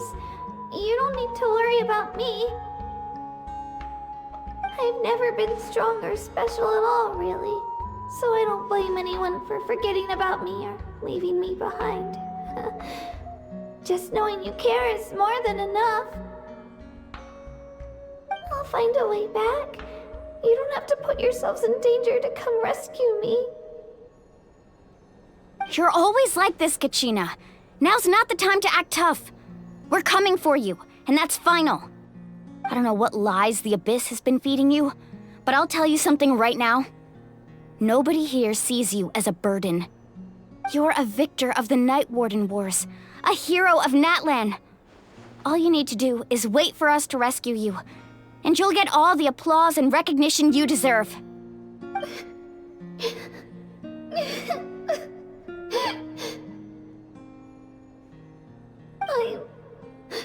I'm really scared. Everything's so dark and creepy here. And I want to go home. Still, I don't want you to put yourselves in danger because of me. I don't want to hold anyone back ever again. All you need to do is place your trust in us, just like you always have. No one fights alone. We're not leaving you behind. Not ever. Yeah, we're so close, we can't call it quits now! Thank you. Be careful. Looks like we've lost contact. Now comes the most dangerous part. You have to traverse the Night Kingdom in your physical form. This entrance to the Night Kingdom was left behind after an abyssal invasion. Even a brief amount of time inside could expose you to corrosion. I know. I'm prepared for that possibility. All right, then I wish you all the best. I'll tell Koichi to be ready just in case. She's very experienced in dealing with abyssal corruption. That face you just made. Don't tell me you two got into another argument. No, I just feel bad for creating more work for her. I'll go with them too, Archon. The more people, the stronger the party. Thank you so much for your help, everyone. It really means a lot that you're willing to brave these dangers with me. There's no time to lose, so let's get going. Now that I've lost my power, I won't be able to provide much practical support. But I can still keep an eye on the situation from here. Eon-san, I know it's unlikely, but if you encounter a situation you can't handle... That won't happen. I hope not.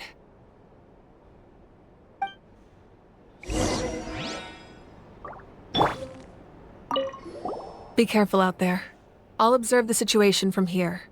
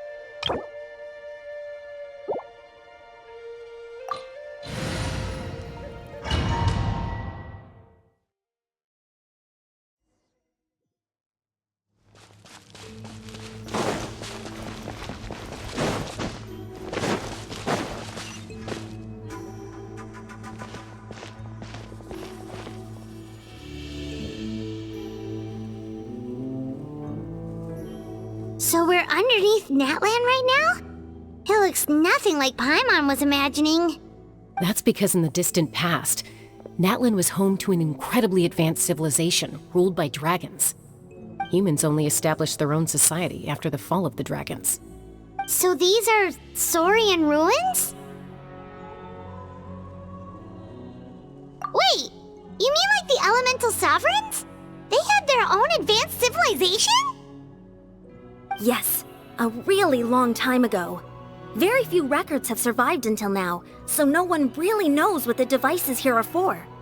These ruins have been abandoned for a long time, but with the recent increase in Abyss activity, the installations around here have somehow been activated again. So what you're saying is, we're not in for an easy trip to the Night Kingdom.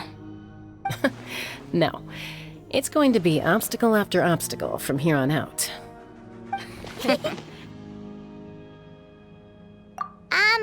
Why are you all laughing like that? It's creeping Paimon out.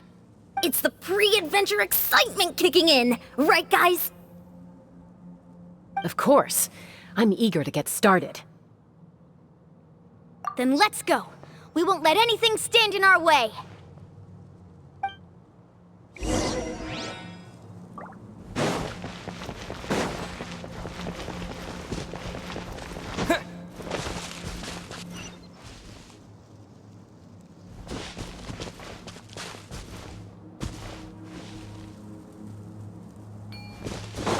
Seems like the road ends here. How should we get across? As a professional trainer, I think you could stand to build up your endurance, Paimon. Professional trainer? Paimon thought you were a warrior from the Collective of Planning. Well, that goes without saying. But I actually work as a sports coach. I provide professional guidance for many of Natlan's popular sports. And I don't just mean physical training. I design nutrition plans as well. Ah, so basically no sugar, no soft drinks, no grilled meat. Yeah, we'll be here all day if you list them out one by one. It's much faster to just focus on what's good for you. Such as? Vegetable juice. Want some? You know, Ian-san, Paimon feels like the two of us might not see eye to eye.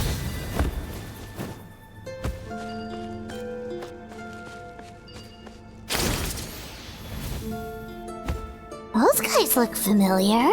We've fought them before. Let's go. Show no mercy.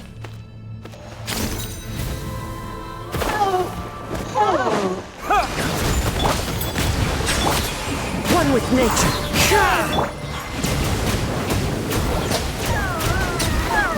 Fallen leaves, adorn my night!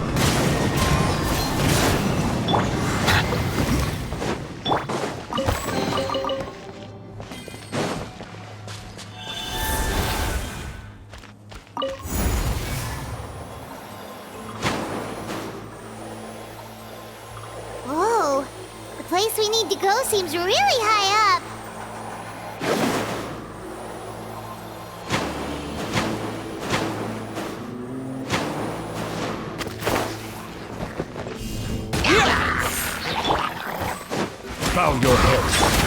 Wind strategy. To dust! Be sanctified. Into the wind.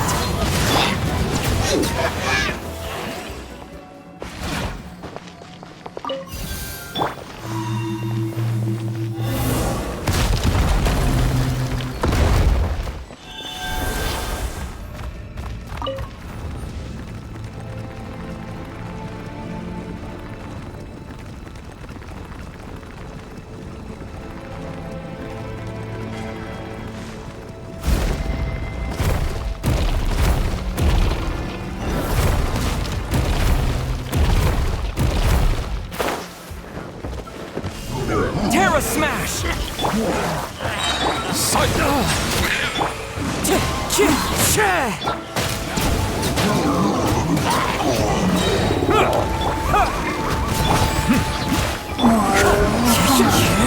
Bow your head.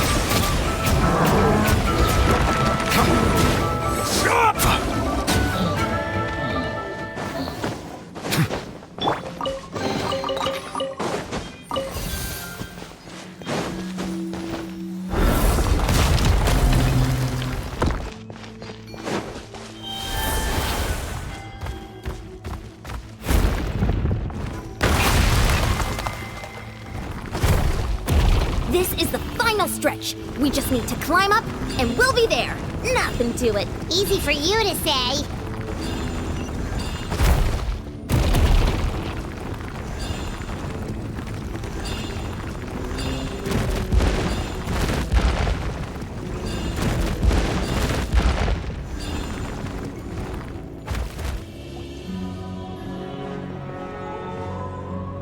This must be the entrance the Pyro Archon told us about. The one ripped open by the abyss. Yes. There's something in the depths of this place that feels familiar, yet also foreign. We actually have to go in there? Okay, Paimon just needs to psych herself up. Don't push her through before she's ready.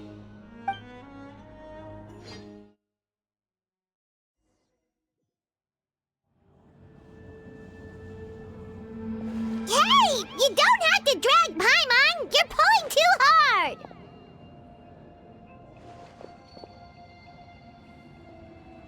Looks like we made it. This is the Night Kingdom.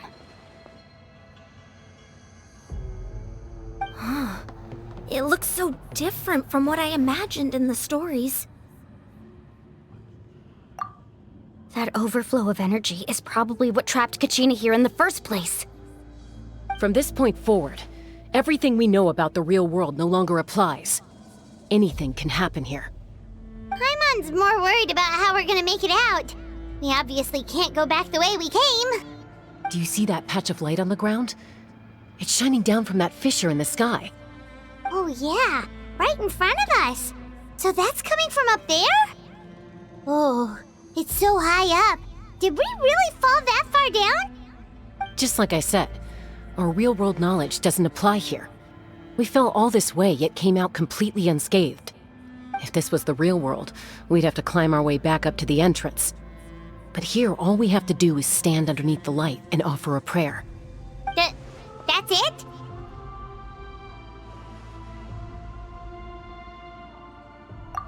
Right. We still got a job to do. So that means all we need to do is find Kachina and bring her to this location. Exactly. This light is streaming in from the real world. It's a link between the two realms. The terrain looks difficult to navigate, and the visibility's not great either. How are we supposed to find Kachina in these conditions? Yeah, these floating black things don't look super friendly either. Those are all manifestations of abyssal power. Be careful. Ghost! A talking ghost!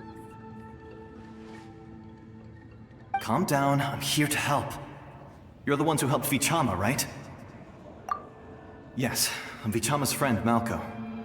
I was completely lost to this realm until I sensed a mysterious power calling out to me. It's like it was seeking me out, attempting to reassemble the pieces of who I used to be. Of course, it could only do so much. I'm sorry I can only appear before you in this imperfect form. No, we should be the ones apologizing. If the Spirit Speaker's stone hadn't become corrupted by the Abyss, we could have done much more. But we had to destroy it.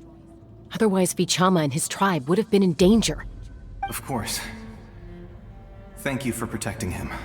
I never imagined that, even after all these years, he'd still take such a risk for me. Under the power of the stone, it felt like our souls were connected. Turns out even our regrets were exactly the same. Whether in triumph or death, you want your best friend by your side. Exactly. That may not be in the cards for us, but it's not too late for you. You're looking for a young girl from the Children of Echoes, right? She's being chased by an embodiment of abyssal power.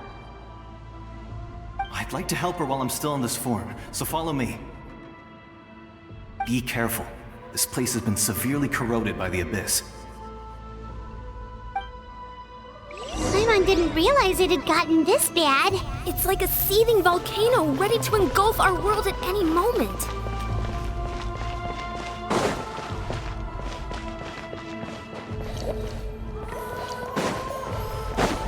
Ouch! Quick, get back here! Stick close to me. My power will be able to ward off attacks for the time being.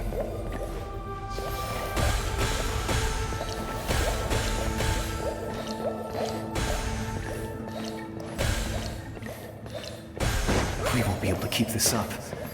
Let's try another route. This way.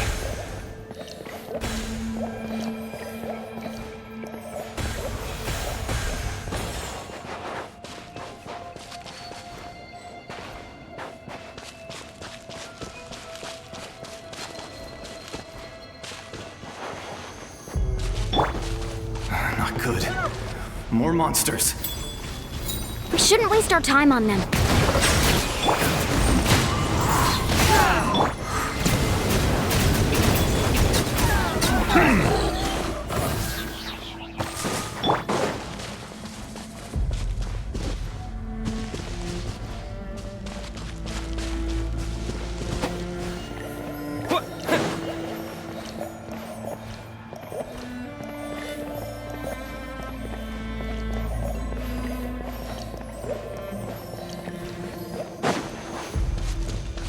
Oh, Paimon can't see anything! It's easy to get lost here. Just stick close.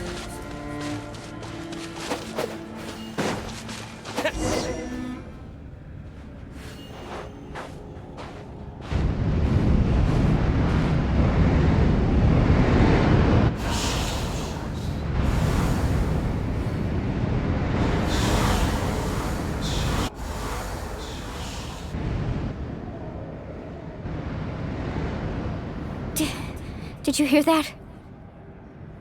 What?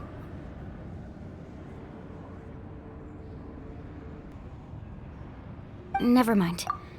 It was probably just my imagination. Don't scare Paimon like that! I heard it too. It was a voice from the Abyss. What did it say? Doesn't matter. It certainly doesn't harbor good intentions.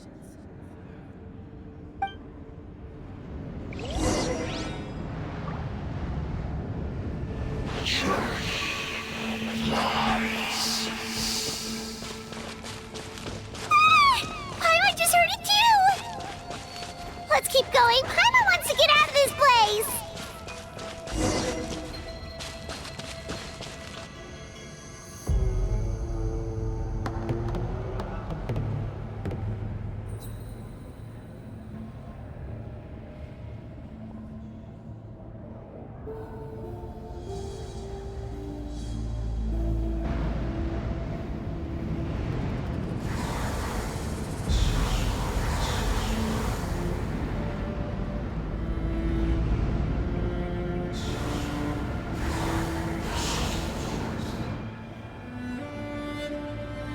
We're here, Kachina!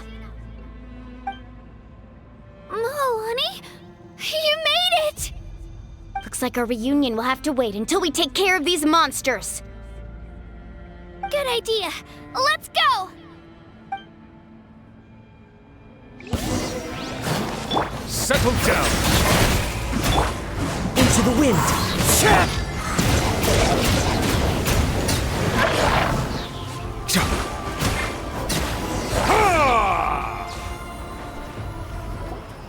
You're here!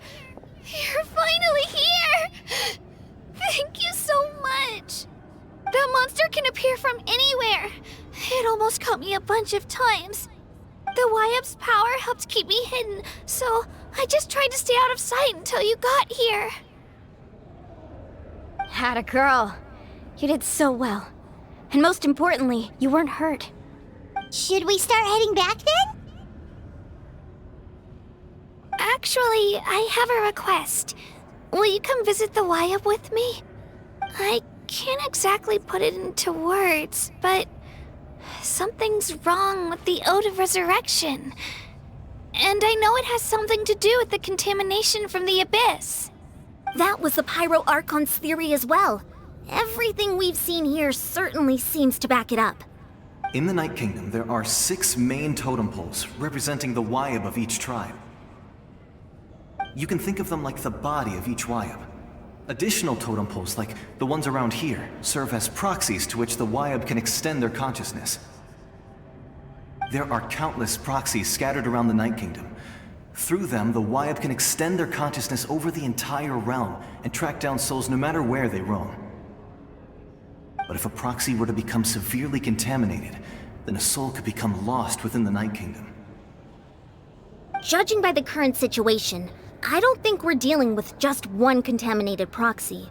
Even if we could drive back the abyssal power from one of them, that probably wouldn't even put a dent in the problem. Still, we can't just leave the Wyap to suffer. It's protected me this whole time. I agree. We might even manage to draw out the monster that's been hunting Kachina. Getting rid of the monster might slow down the deterioration of the Night Kingdom.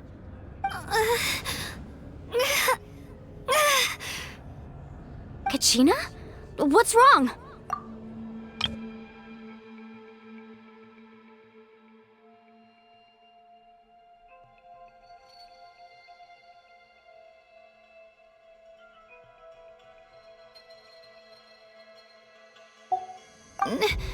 Nothing. Just a headache. And that voice again, telling me to abandon the Wyap and leave this place. Maybe we really should leave. Kachina's already been here for too long. No, I'm fine. I don't plan on listening to that nonsense. I can hold on. Just up ahead. I'll lead the way. Besides, I can still fight, so please, help me out a little longer.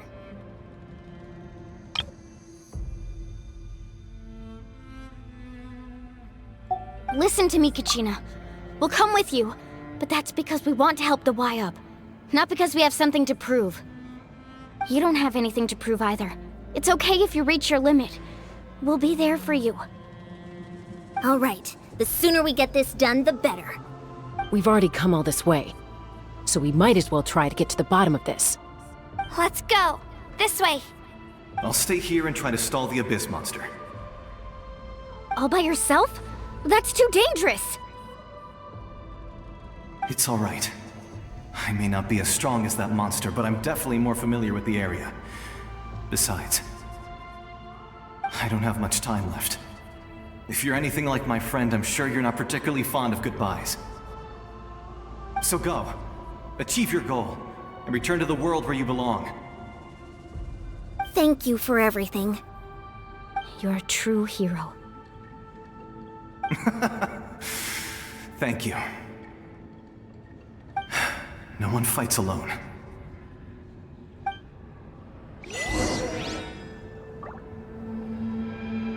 Does your head still hurt?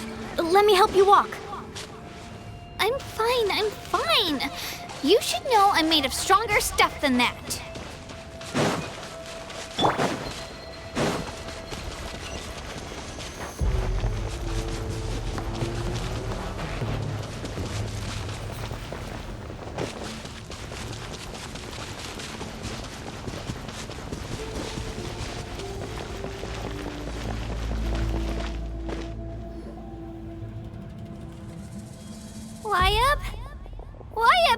I'm back!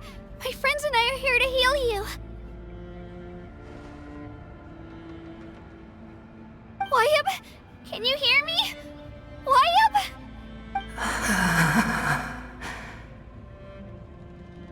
So we were right. The contamination is already too severe. It's preventing the Wyab from answering our calls. Alright, get ready everyone. Time to purge the abyssal energy from this place. Careful. We've got company. Already? You really think that puny soul could slow me down? Courage in the face of futility is pure folly. He tried to get in my way, so I disposed of him. You killed Malco? He would have dispersed with or without me. Rather than worrying about him, I would urge you to focus on yourself.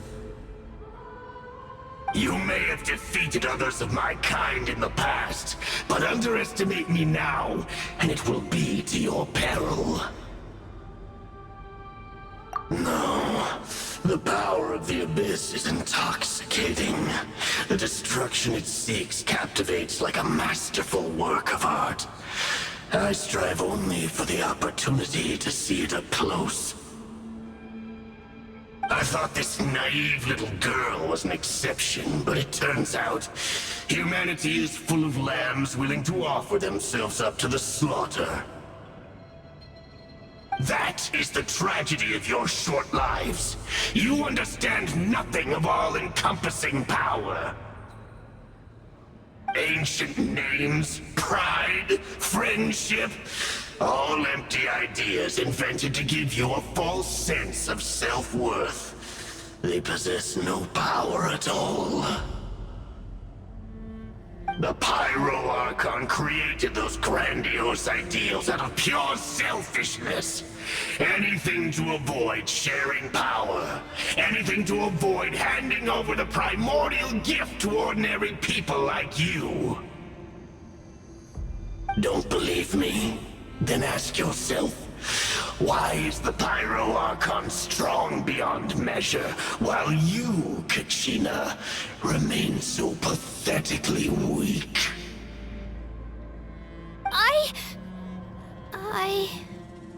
Kachina! Give me your hand.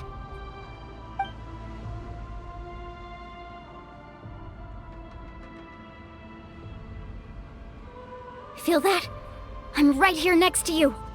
Thanks, Moalani. You're right. I have nothing to fear. Because I'm not alone anymore. You're right. Maybe comforting ideals don't have any power. But you also couldn't be more wrong. You've never had to work for your own strength, so you will never understand the true source of our power. What? The courage we have to stand before you and not back down? It comes from our friendship.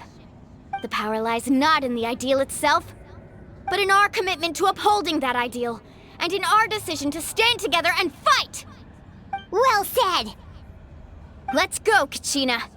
It shouldn't take more than 2 of us to handle an enemy like this. Sorry in advance, but you deserve what's coming to you! There aren't many in Natlan who can beat us when we're together. It's time he got a taste of that kind of power. From the ashes, let the flames break!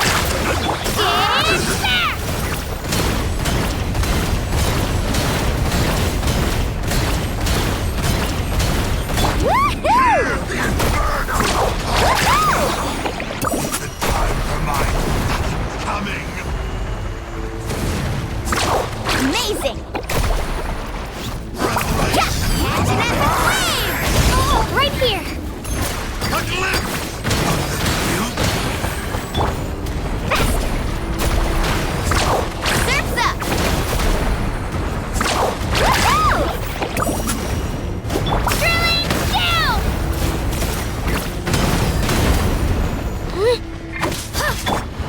Carving waves! Let's go!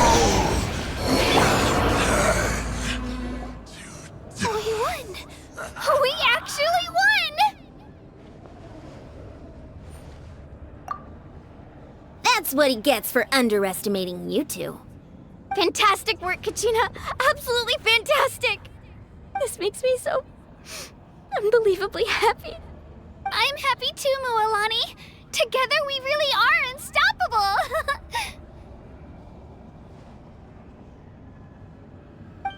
Huh? What's happening?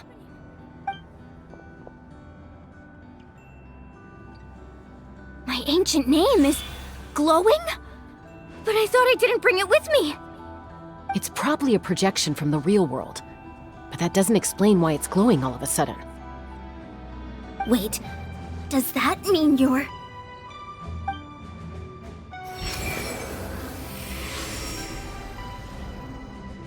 That was a bold move, diving headfirst into the fire to save your friend, especially in a place so overrun with abyssal corruption. Still, seeing you pull it off was really something. Everything you said was exactly right. As isolated individuals, we stand no chance against the power of the Abyss. It took years' worth of scars and lots of unnecessary suffering for me to understand that for myself. The Pyro Archon's plan will unite us as one. Everyone has a part to play. Only then will we have the power to defeat the strongest of foes. Who are you? Tupac, a warrior from the people of the Springs. I fought against the Abyss during the invasion 500 years ago. I've heard that name before. You were the giant who saved all of Natlan. Since you were able to awaken my words from your ancient name, that means you have fully embodied the aspirations of the Wayub.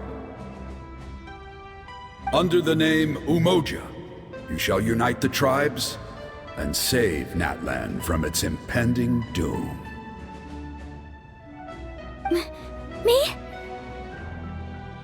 As long as blood still runs through your veins, even the tiniest spark of steel against stone can ignite a flame. Its blaze will become one with our vision for Natlan. Even amid everlasting darkness, our bonds remain eternal.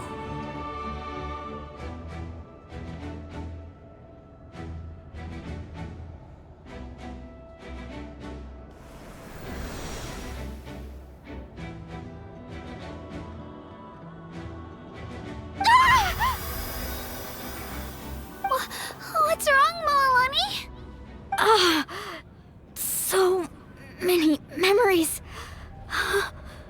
My brain was just flooded with everything he once knew. So that's what happened. What do you mean? Did you just figure something out? 500 years ago, they foresaw the very crisis we're facing now. Efforts to save Natlan started all the way back then. We can go over the details once we get back. We shouldn't linger here longer than we have to. I know bits and pieces, but I had no idea Mualani was also part of the plan. This sounds like something that's going to need a lot of explaining. Let's focus on saving the Wayub first.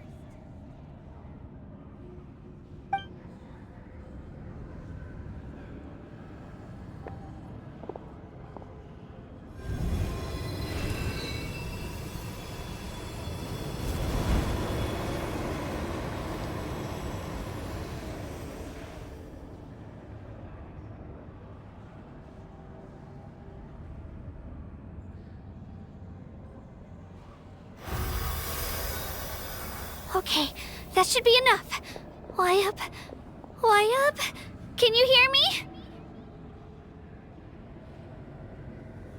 I hear your voice, Kachina, my dear child. Great. Well then, I'm afraid it's time to say goodbye. I just wanted to make sure you were okay before we leave, but we can't afford to stay here any longer. I was going to ask why you bestowed an ancient name upon someone like me, but it's okay. I'll keep searching within myself for the answer. I'll never stop trying to improve my strength. One day, I'll live up to the hero you saw in me. You are already an outstanding child in my eyes, Kachina. No matter what happens. Huh? You are all my most beloved children. It has always been my honor to protect and nurture you. Your ancient name is just that. A name. Much like your parents chose to name you Kachina, I also gave you a name, but it need not define you. Focus on who you want to be. You are already worthy of your name. Now, you need only devote yourself to becoming a better you. The story of your ancient name is for you to continue. Just like your parents, my love for you will never change, no matter what the future holds.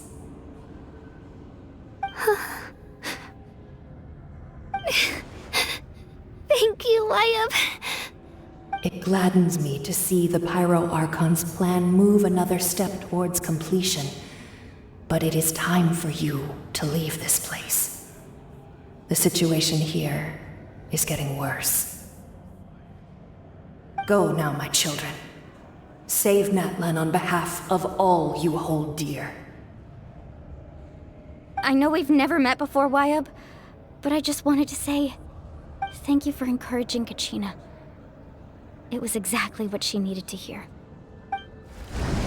Whoa! What's going on? An earthquake? We're out of time. It's the power of the Abyss. Quick, we need to run!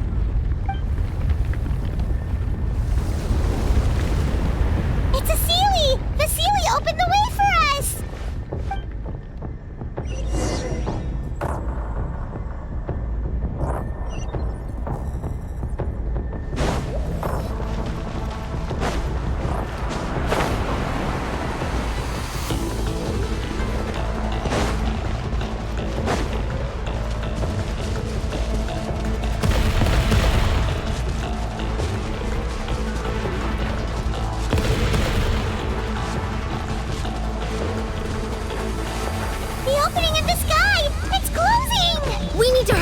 Or we'll be stuck here!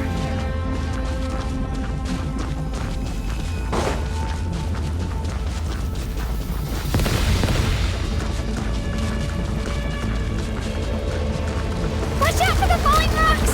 Quick, through the middle!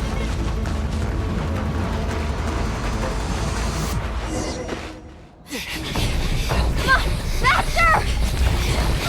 We'll never make it!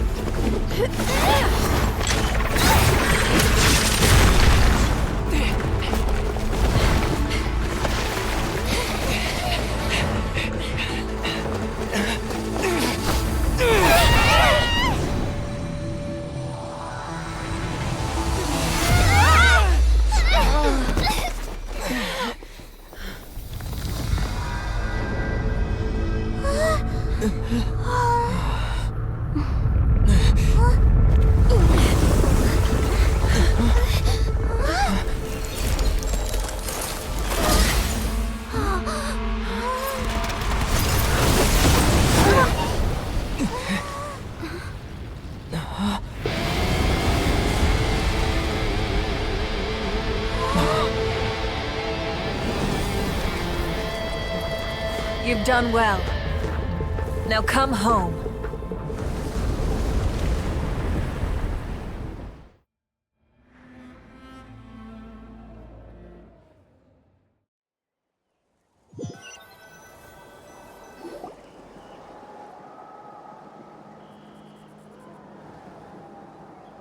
We're back! Pyro Archon saved us. But she's not here. Yeah, didn't she say she used it all up? She's still in the speaker's chamber. What we saw in the Night Kingdom was just her consciousness. So you're saying her consciousness did all that? Every great display of power comes at a price.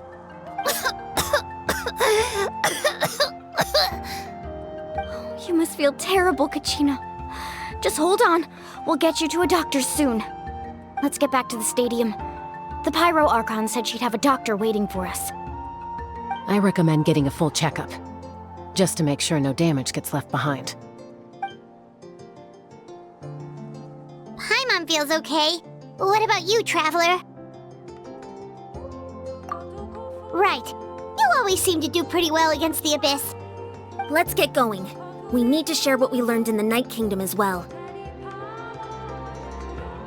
Right.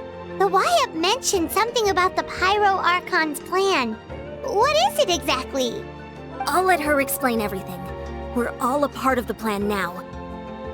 Every move we make from here on out will decide Natlan's ultimate fate.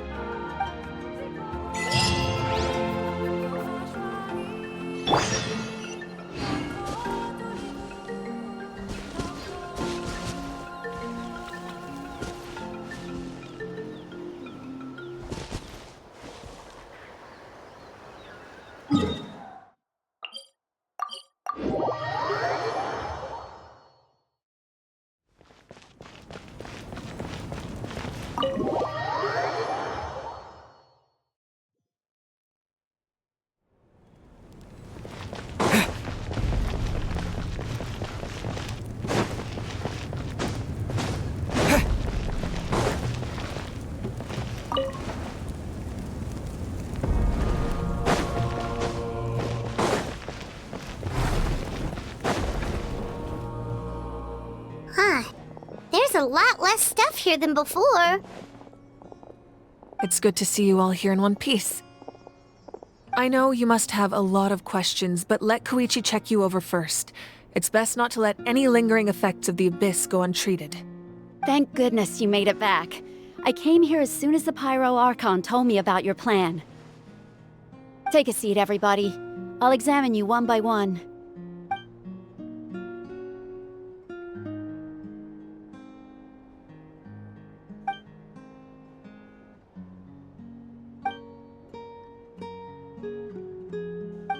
All right, that should do it for now. But just to be safe, I'll perform another checkup in a couple of days. I have to say, though, I've never seen anyone react to the Abyss like you, Traveler. It's like you're completely immune to its power. He always has been special like that. He can even purify its power. Wait, now that you mention it, Paimon doesn't think she's affected either. Given the current situation, that ability will likely play a great role in the events to come. Of course. I still have patients to see, so I'll head out. Thank you, Koichi. All right. We might not see eye to eye, but we both had good intentions. Just give it time. I'm sure we'll figure things out between us one day. Yeah.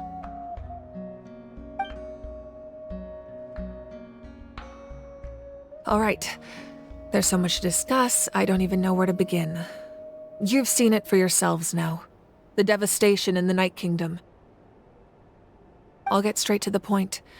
Natlan is on the verge of destruction. It's very possible our nation has less than a year before total devastation. Huh? No. That can't be true, can it? That's right. But I've only ever disclosed that fact to the handful of people working with me to save this nation. Our looming destruction is not a recent development, but the inevitable conclusion of the disaster the Abyss initiated 500 years ago. Mualani told us a little bit about that. 500 years ago, all the nations of Teyvat were invaded by the Abyss. Unlike the other nations, Natlan never had stable and deep-rooted ley lines, so we suffered the worst of the invasion. The battle against the Abyss was exceedingly long and brutal. In the end, victory came at the cost of our civilization and countless lives. Even then, it took centuries of solving the disasters caused by the Abyss to finally achieve the peace we know today. And still, this is but a superficial victory. The forces of the Abyss have merely been driven back underground. Their threat to Natlan remains as real as ever. I'd never have guessed. The problems plaguing the Night Kingdom are all the more complicated because that realm is essentially functioning as Natlan's ley lines.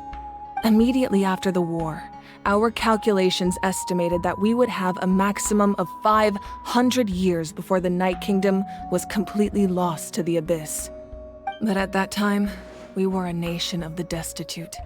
Our people no longer believed in victory, nor did they hold hope for the future.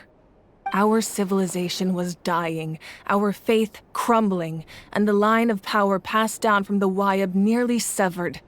If we didn't bring the nation back together, it would be foolish to even dream of defeating the Abyss in the future. So, the Archon had a long and involved discussion with the heroes of each tribe, and finally came up with a 500-year-long plan to save Natlan. So that's what happened. After finding Kachina, I encountered a strange figure who gave me a series of new memories. Since the plan was mentioned in those memories, I guess I've been chosen to play an important role in it. But there's still something I don't understand. Those memories showed me the Pyro Archon from back then, and it was you. Huh? But that doesn't make any sense. The Pyro Archon is supposed to be human. It's impossible for a human to live that long. That's right. The hardest thing for humans to overcome has always been time, or rather, the natural limitations of our lifespan. A god can extend a human's life by using a certain amount of divine power, or subjecting them to a curse. But, as we all know, Natlan doesn't have gods like that. We can only rely on our own methods. A human life is like a flame destined to be extinguished. 500 years ago, I placed my life within the sacred flame. Only by dying before my time could I have the chance to wake up again. So, in other words, this is your second life? Yes. We only managed to defeat the Abyss all those years ago because the tribes came together as one. If the Natlan of the future was to have a fighting chance, the Pyro Archons that came after the war had to rebuild the decimated tribes. The goal was to reunite the people and restore the strength of each tribe's Wyab. Once a tribe was back to its full strength, the tribe's Wyab would select a hero, indicating the tribe was once again ready for war. The Chosen would then stand by my side in defense of our nation, just like great heroes of old 500 years ago. So that means I'm one of the Chosen? That's right. You bear the ancient name Umoja, the same one held by the hero from your tribe 500 years ago. It means unity. After your adventure in the Night Kingdom, I trust you've come to fully understand the meaning of that name. So in other words, you always knew who the Wyab were going to pick from each tribe? Yes. According to the plan, each tribe was supposed to have been fully restored by the time I awoke. But something went wrong along the way. The 6 heroes successfully inherited the ancient names from 500 years ago, but the intel regarding the plan wasn't passed on to them. Once again, it comes down to the deterioration of the Night Kingdom. Communication between the Sacred Flame and the Wyab has been blocked. Just like how the Ode of Resurrection failed to bring Kachina back. Exactly. It's just another tactic the Abyss is using against us. The Abyss may not possess intelligence, but its methods certainly aren't easy to counter. If we want to unblock that information from being passed on, my presence alone isn't enough. The ancient name-bearer must establish a greater connection to their name. So, I've tried my best to help them from the sidelines. Currently, Shilonen of the Children of Echoes, Kinich of the Scions of the Canopy, and Iansan of the Collective of Plenty have all been acknowledged by their names. During your adventure, you too earned the acknowledgement of your Wayab Mualani. In the process, you gained the memories stored within your name. But we have less than a year! Yes, but we have no choice. We cannot start the plan until all the heroes have been gathered. That's also why I haven't been able to take action despite the urgency of the situation. But if you knew this whole time, why didn't you just tell me about my role in all this? Wouldn't that make everything go a lot faster? Perhaps, but the opposite could also be true. Knowing your destiny too early could mean failing to realize your full potential. Just like your determination to save Kachina, I hope your commitment to this endeavor comes from your own strength of will, rather than a sense of obligation. So I suppose you're not going to tell us who the final two heroes are then? That's right. Their time is yet to come. Putting pressure on them beforehand will only hinder their development. I can only trust in the judgment of the Wayab. I have never believed I could solve this crisis alone. In fact, it was precisely because I chose to trust and rely on others that we managed to get this far. Natlan's salvation lies not in its Archon or any singular individual, but in us all. You're quite perceptive, aren't you? I thought I might get away with avoiding the topic. Huh? Oh, right! All of the stuff you stored here before, where did it all go? Even though I sacrificed my power, I still needed a contingency plan to ensure you would make it back from the Night Kingdom. After all, I was the one who allowed you to take that risk, and Mualani has an important role to play in my plan. In addition to their sentimental value, the items I stored here held a much more important purpose: fuel. Fuel? Ah, so back then, that's why you... Yes. The stories embodied by those items are certainly important, but there's an even more significant trait they all share. Every item belonged to a hero of Natlan. Over time, they became imbued with a certain amount of contending fire from being carried in battle. On their own, each item's power is limited, but together, their combined effect can prove quite useful in a dire situation. By burning those items, I was able to activate the contending fire stored within them to open the boundary between the two worlds. It was a rather crude approach, so all their power was depleted in an instant, as you can see. But weren't they all precious treasures? What about their stories? That's exactly why I dragged you all here. No matter what, I never wanted the Pyro Archon to have to use that power. Oh, I'm so sorry. You have nothing to be sorry for. You all deserve my thanks, actually. If you hadn't saved the totem pole, that area of the Night Kingdom would have been forever lost to the abyss. And then, it would only be a matter of time before the Children of Echoes was met with disaster. Besides, when those heroes entrusted their belongings to me, or the Pyro Archon of their time, it was out of a desire to contribute to Natlan's survival. If they knew those items helped save the present-day heroes of Natlan, they would not mourn their loss. Even when you put it that way, I still feel bad. There's no need. Remember what I told you about time? The people and the events of the past are never truly lost to us. We simply carry them with us in a different form. In that sense, we didn't lose anything at all. If you still have regrets, let them fuel your resolve in the battles to come. Your deeds will become new legends and nurture new forms of power just like the items once stored here. Well, we'd still like to return the favor. Well, if that's the case, just treat me to a drink sometime. Now that Kachina has returned, we can finally hold the victory feast and celebrate your team's triumph in the Night Warden Wars. And we could all use the rest, that's for sure. Plus, you'll be able to silence everyone who doubted you once and for all, Kachina. Still, now that I know the danger we're facing, having a victory feast doesn't feel right. Try not to let it get to you. It's important to stay calm. Worrying about it will only affect your judgment. All right. You should head out. I'll join you in a bit.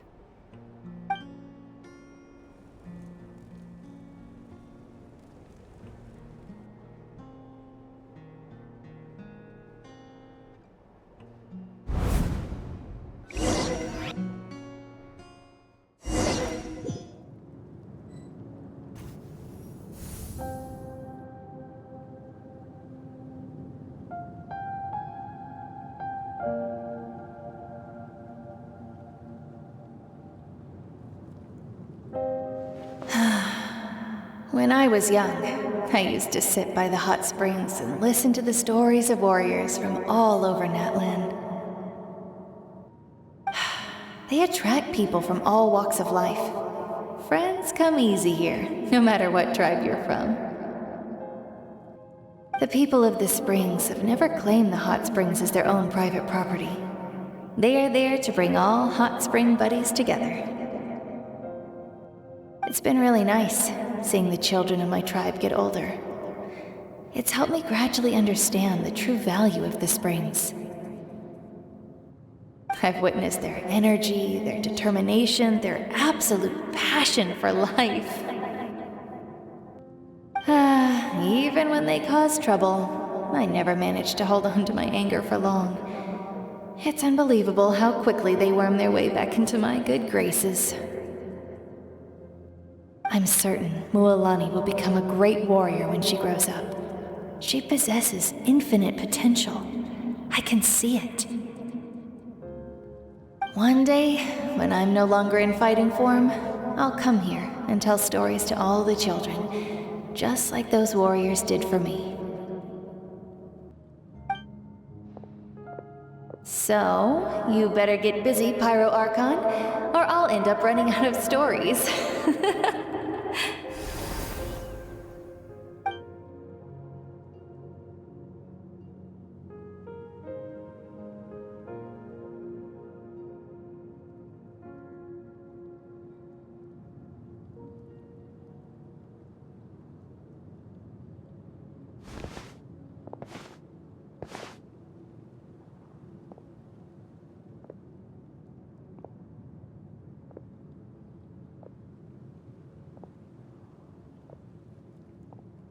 Our nation is engulfed in darkness. Our tribes stand divided, and yet you promise victory in the distant future.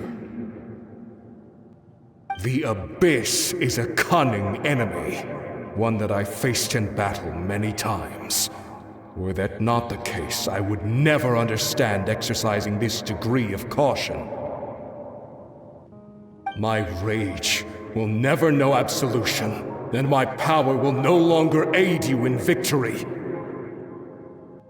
But you came to me because you knew you could convince me with just a single sentence. I understand your choice. The heroes of today will forge the path ahead with blood and fire. Just remember to earn us the victory we are owed. Otherwise, rest assured, I'll find a way to collect the debt. For Natlan.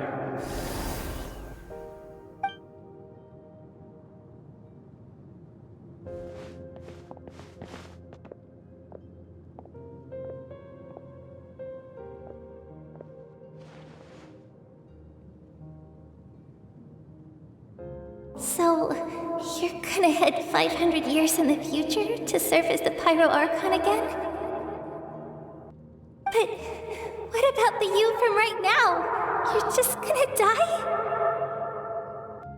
You can't ask her those questions and expect her to answer, my dear. The decision is hers to make, and she deserves our support. We will do everything we can to rebuild the tribes. Don't you worry. Even across time, we will all do our part to fight for Natlan's future. Yeah, Mom's right. We'll always believe in you, sis. Oh, seriously though, Dad should be here. Where is he? I imagine he didn't know what to say, so he chose not to come at all. Don't take it to heart, my dear. That's just who he is. Just remember, no matter what happens in the future, we will always love you.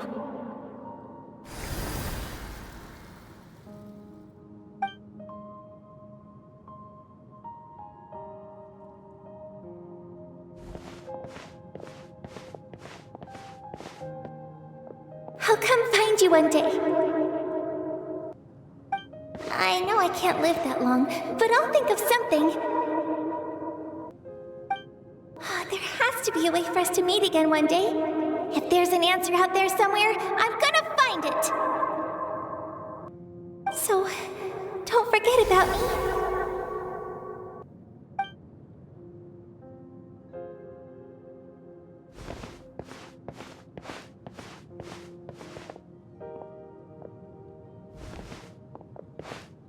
If that's your decision, then you have my full support, Archon. May our children live to see such a lovely son. For Natlan! No one fights alone.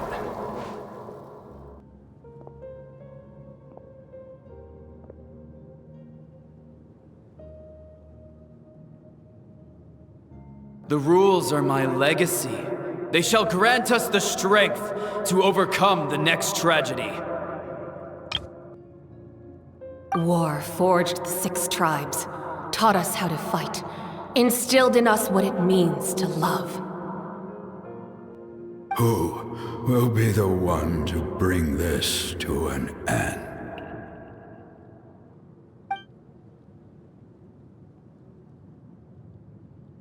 We are the inheritors of memory and legend. Those who grew alongside sun and wind. Those who forged our own destiny and future. That is Natlan's fire. The lifeblood of our nation.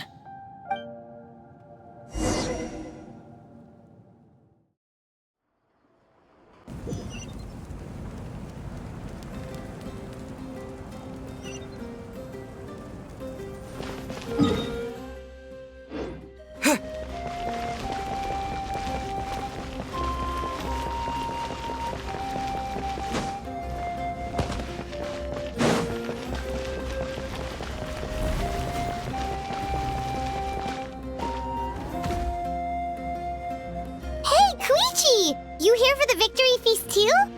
Oh, no. I knew Chaska would be here, so I just came to deliver some medicine. I was about to leave, actually. It's not that I don't want to celebrate Kachina and the others. I'm so glad she made it back. It's just... well, I'll make things awkward if I'm around my sister right now. Ah, well, you two had a fight, so Paimon can understand. She didn't cause any trouble during your trip, right? Yeah, she was super helpful. She gave us a lot of useful information about the Abyss. That's good. That's all I needed to know. Is there a reason you asked? You were pretty outspoken when we first met, but now it's like you're holding something back. Maybe it seemed unreasonable, picking that fight with her before you left, but I did it for a reason. Her impulse to fight is extremely strong. Her mental strength helps her rein it in, but she still loses control sometimes. I had no idea what you might face in the Night Kingdom, so I didn't want to take any chances. So what you're saying is... Okay, so maybe it sounds a little stupid, but it works pretty well. It helps her keep her cool for a little while, at least. Anyway, I'm just glad you were able to make it back safe and sound. That's all I wanted. But do you really have to go that far? Can't you just talk it out? No way. Chaska never opens up about her own pain, especially to her family. She can't learn about this, or it'll be even harder to help her.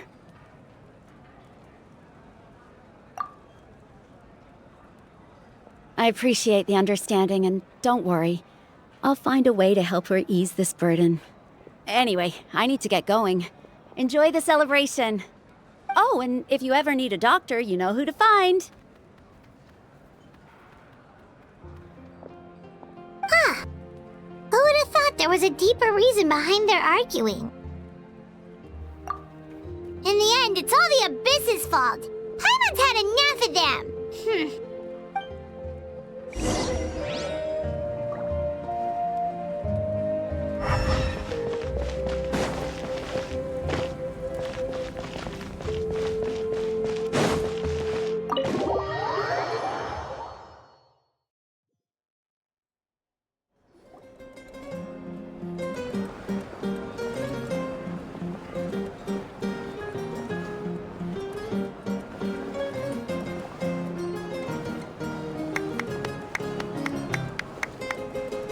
Let's give a huge round of applause to our brave young warrior, Kachina!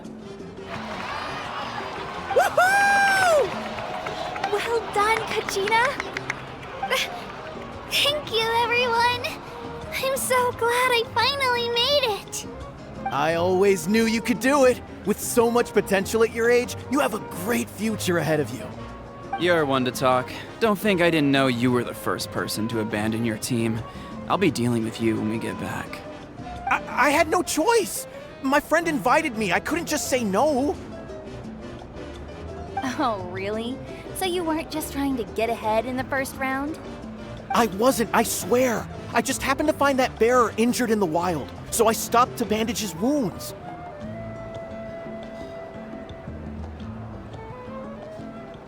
When he insisted on repaying the favor, what was I supposed to do?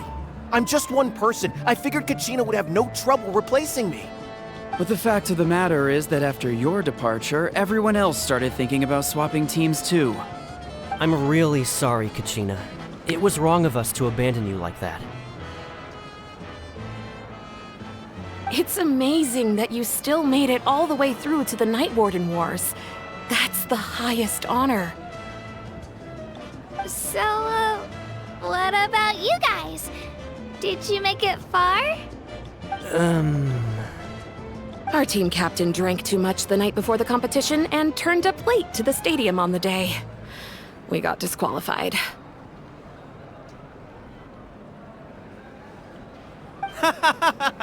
Serves you all right. No sympathy from me.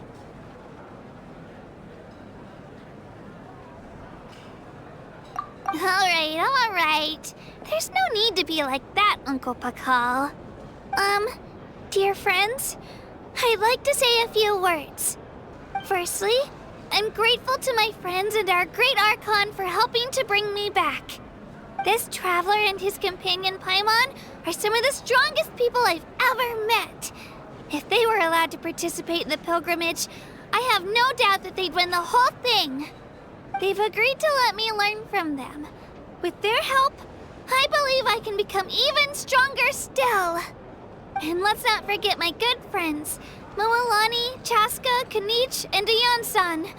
They all helped the Traveler and Paimon figure out a way to bring me back from the Night Kingdom. They too deserve to be called our heroes, so please give another round of applause for them. Thank you so much! Well said! I'll drink to that. How does it feel being a hero, Kachina? To be honest, it's a bit overwhelming. It all just feels so surreal. Well, you better get used to it! Next up, undefeated champion!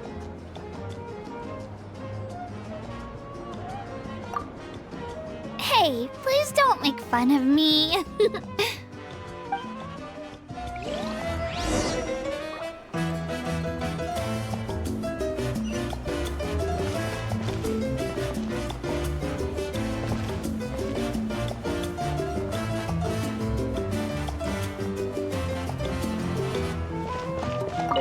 My apologies.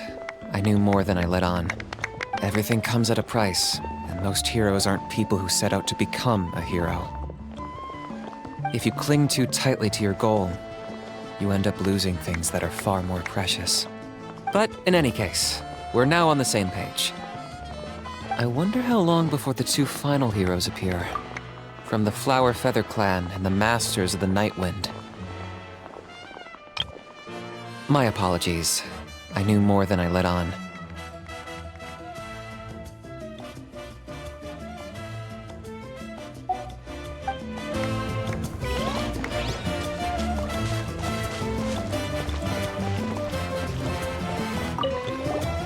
I've been through so much all at once.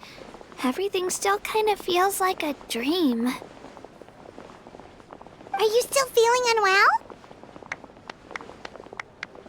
Nope, all better now. I told you I bounced back pretty quick, so don't worry about me. I bet you guys must be tired, though. Make sure you get some good rest tonight. You gotta recharge so you'll be in the mood to have fun.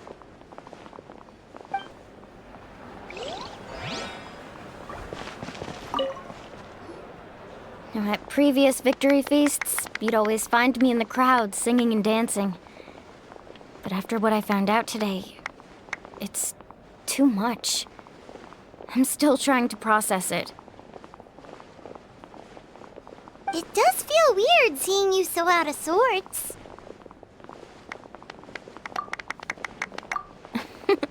Is this another pearl of wisdom based on your adventuring experience? Well, Paimon agrees with the Traveler. Everyone's come together to celebrate Kachina's achievements. That's gotta be a first. You're right. Kachina looks really happy. And now I'm being the moody one. Ah, enough doom and gloom. Time to shake it off.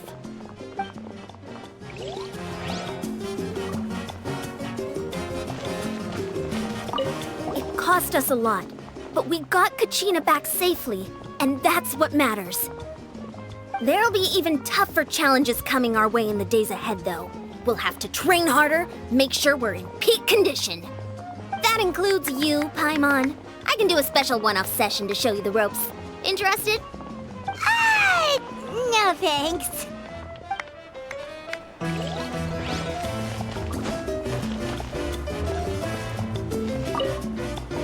All right, Kachina, let's party!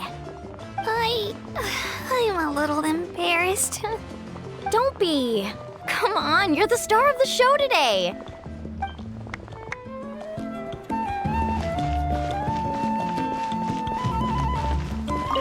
It's rare to meet travelers as strong and brave as yourselves. I raise my glass to you. Anyway, my sister's already gone back to our tribe. She has patients to treat. Oh, we actually ran into her on the way here and, well, Paimon just thinks she really cares about you. Yeah, I'm planning on visiting home myself in a few days.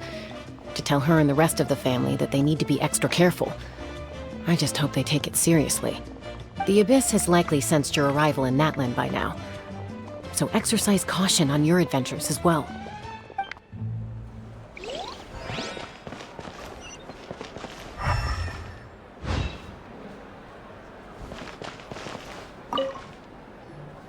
Ah, you're here. Have some fruit juice. I got it specially for you two. How did you know? That's Paimon's favorite! You look like you've still got questions. Ask away. Because they had their own lives to live. The thought of telling them, abandon your families and everyone you love, and come with me to the end of time, for in 500 years Natlan will be destroyed, it seemed too cruel. You could just as easily point out that everything in this world would come to an end eventually. But life is short, and beyond a point, it just doesn't seem real. Imagine if I said, let's leave right now, and go save the sun because it'll flame out in a few million years. It would sound quite ridiculous. I couldn't make them shoulder that burden with me. Besides, every generation will have its heroes, this one included. The plan could still work without them. Or, of course, without me. But since I was the one who came up with the plan, I felt duty-bound to see it through to the end. I'm suddenly remembering that portrait in your room.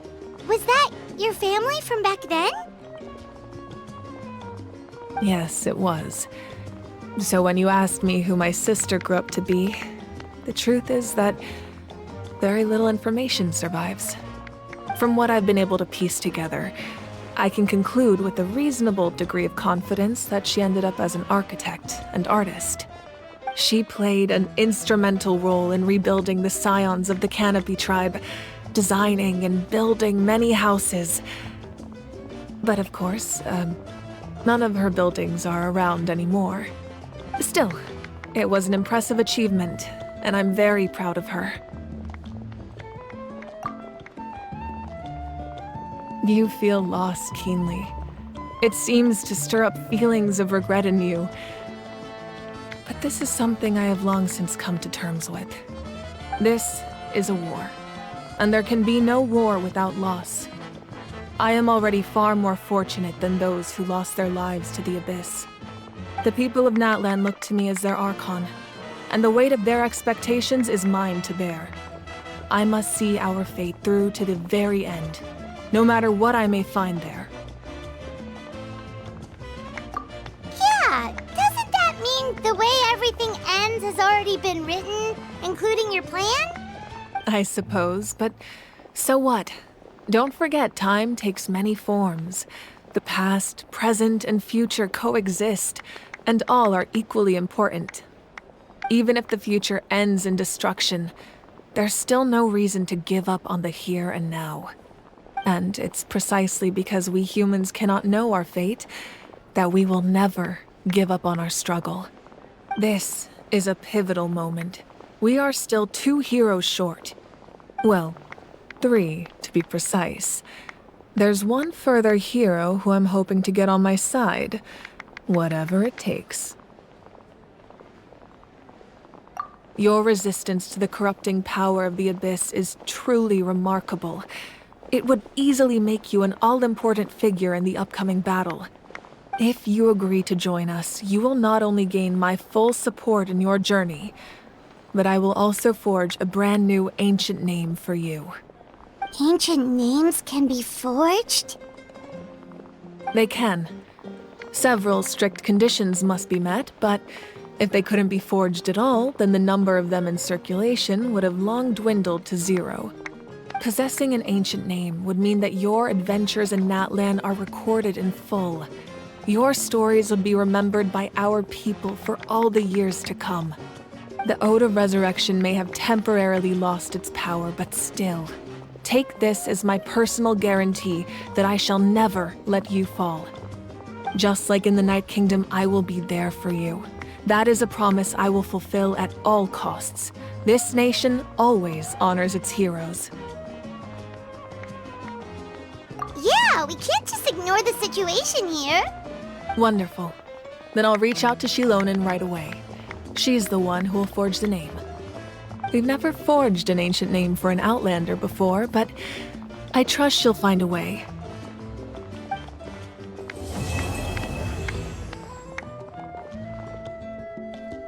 My lord, we've received word that the Pyro Archon has lost much of her power.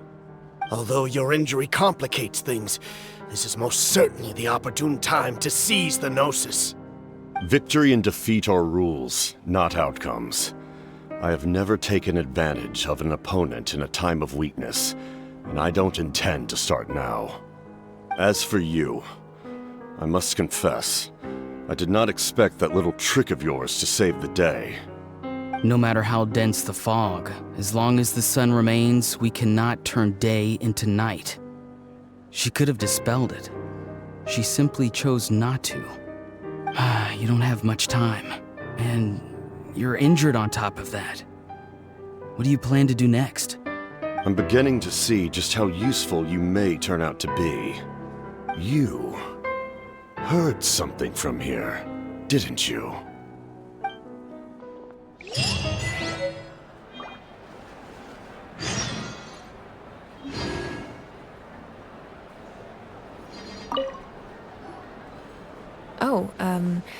something else you'd like to ask? Well, our intel suggests he hasn't made any new movements yet.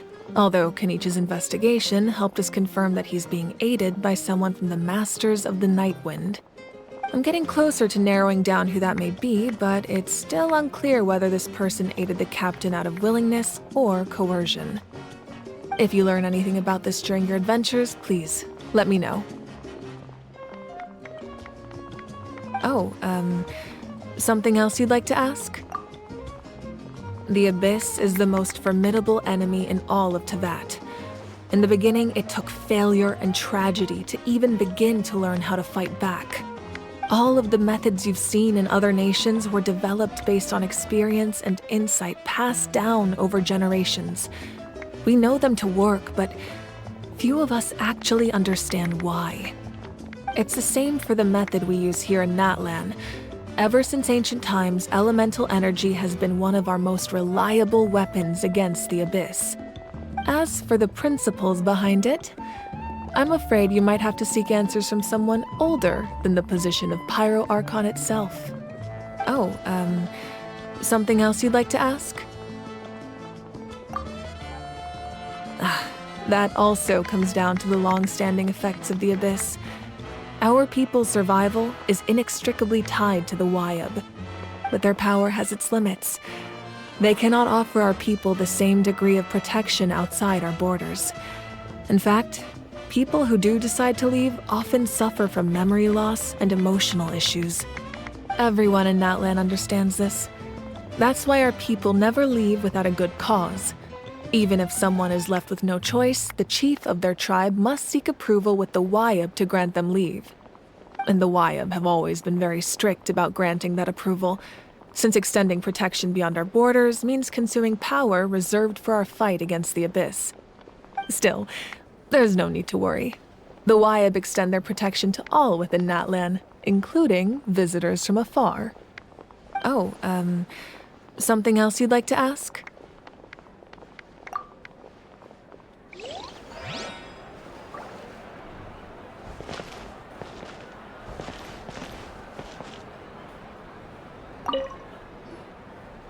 Oh,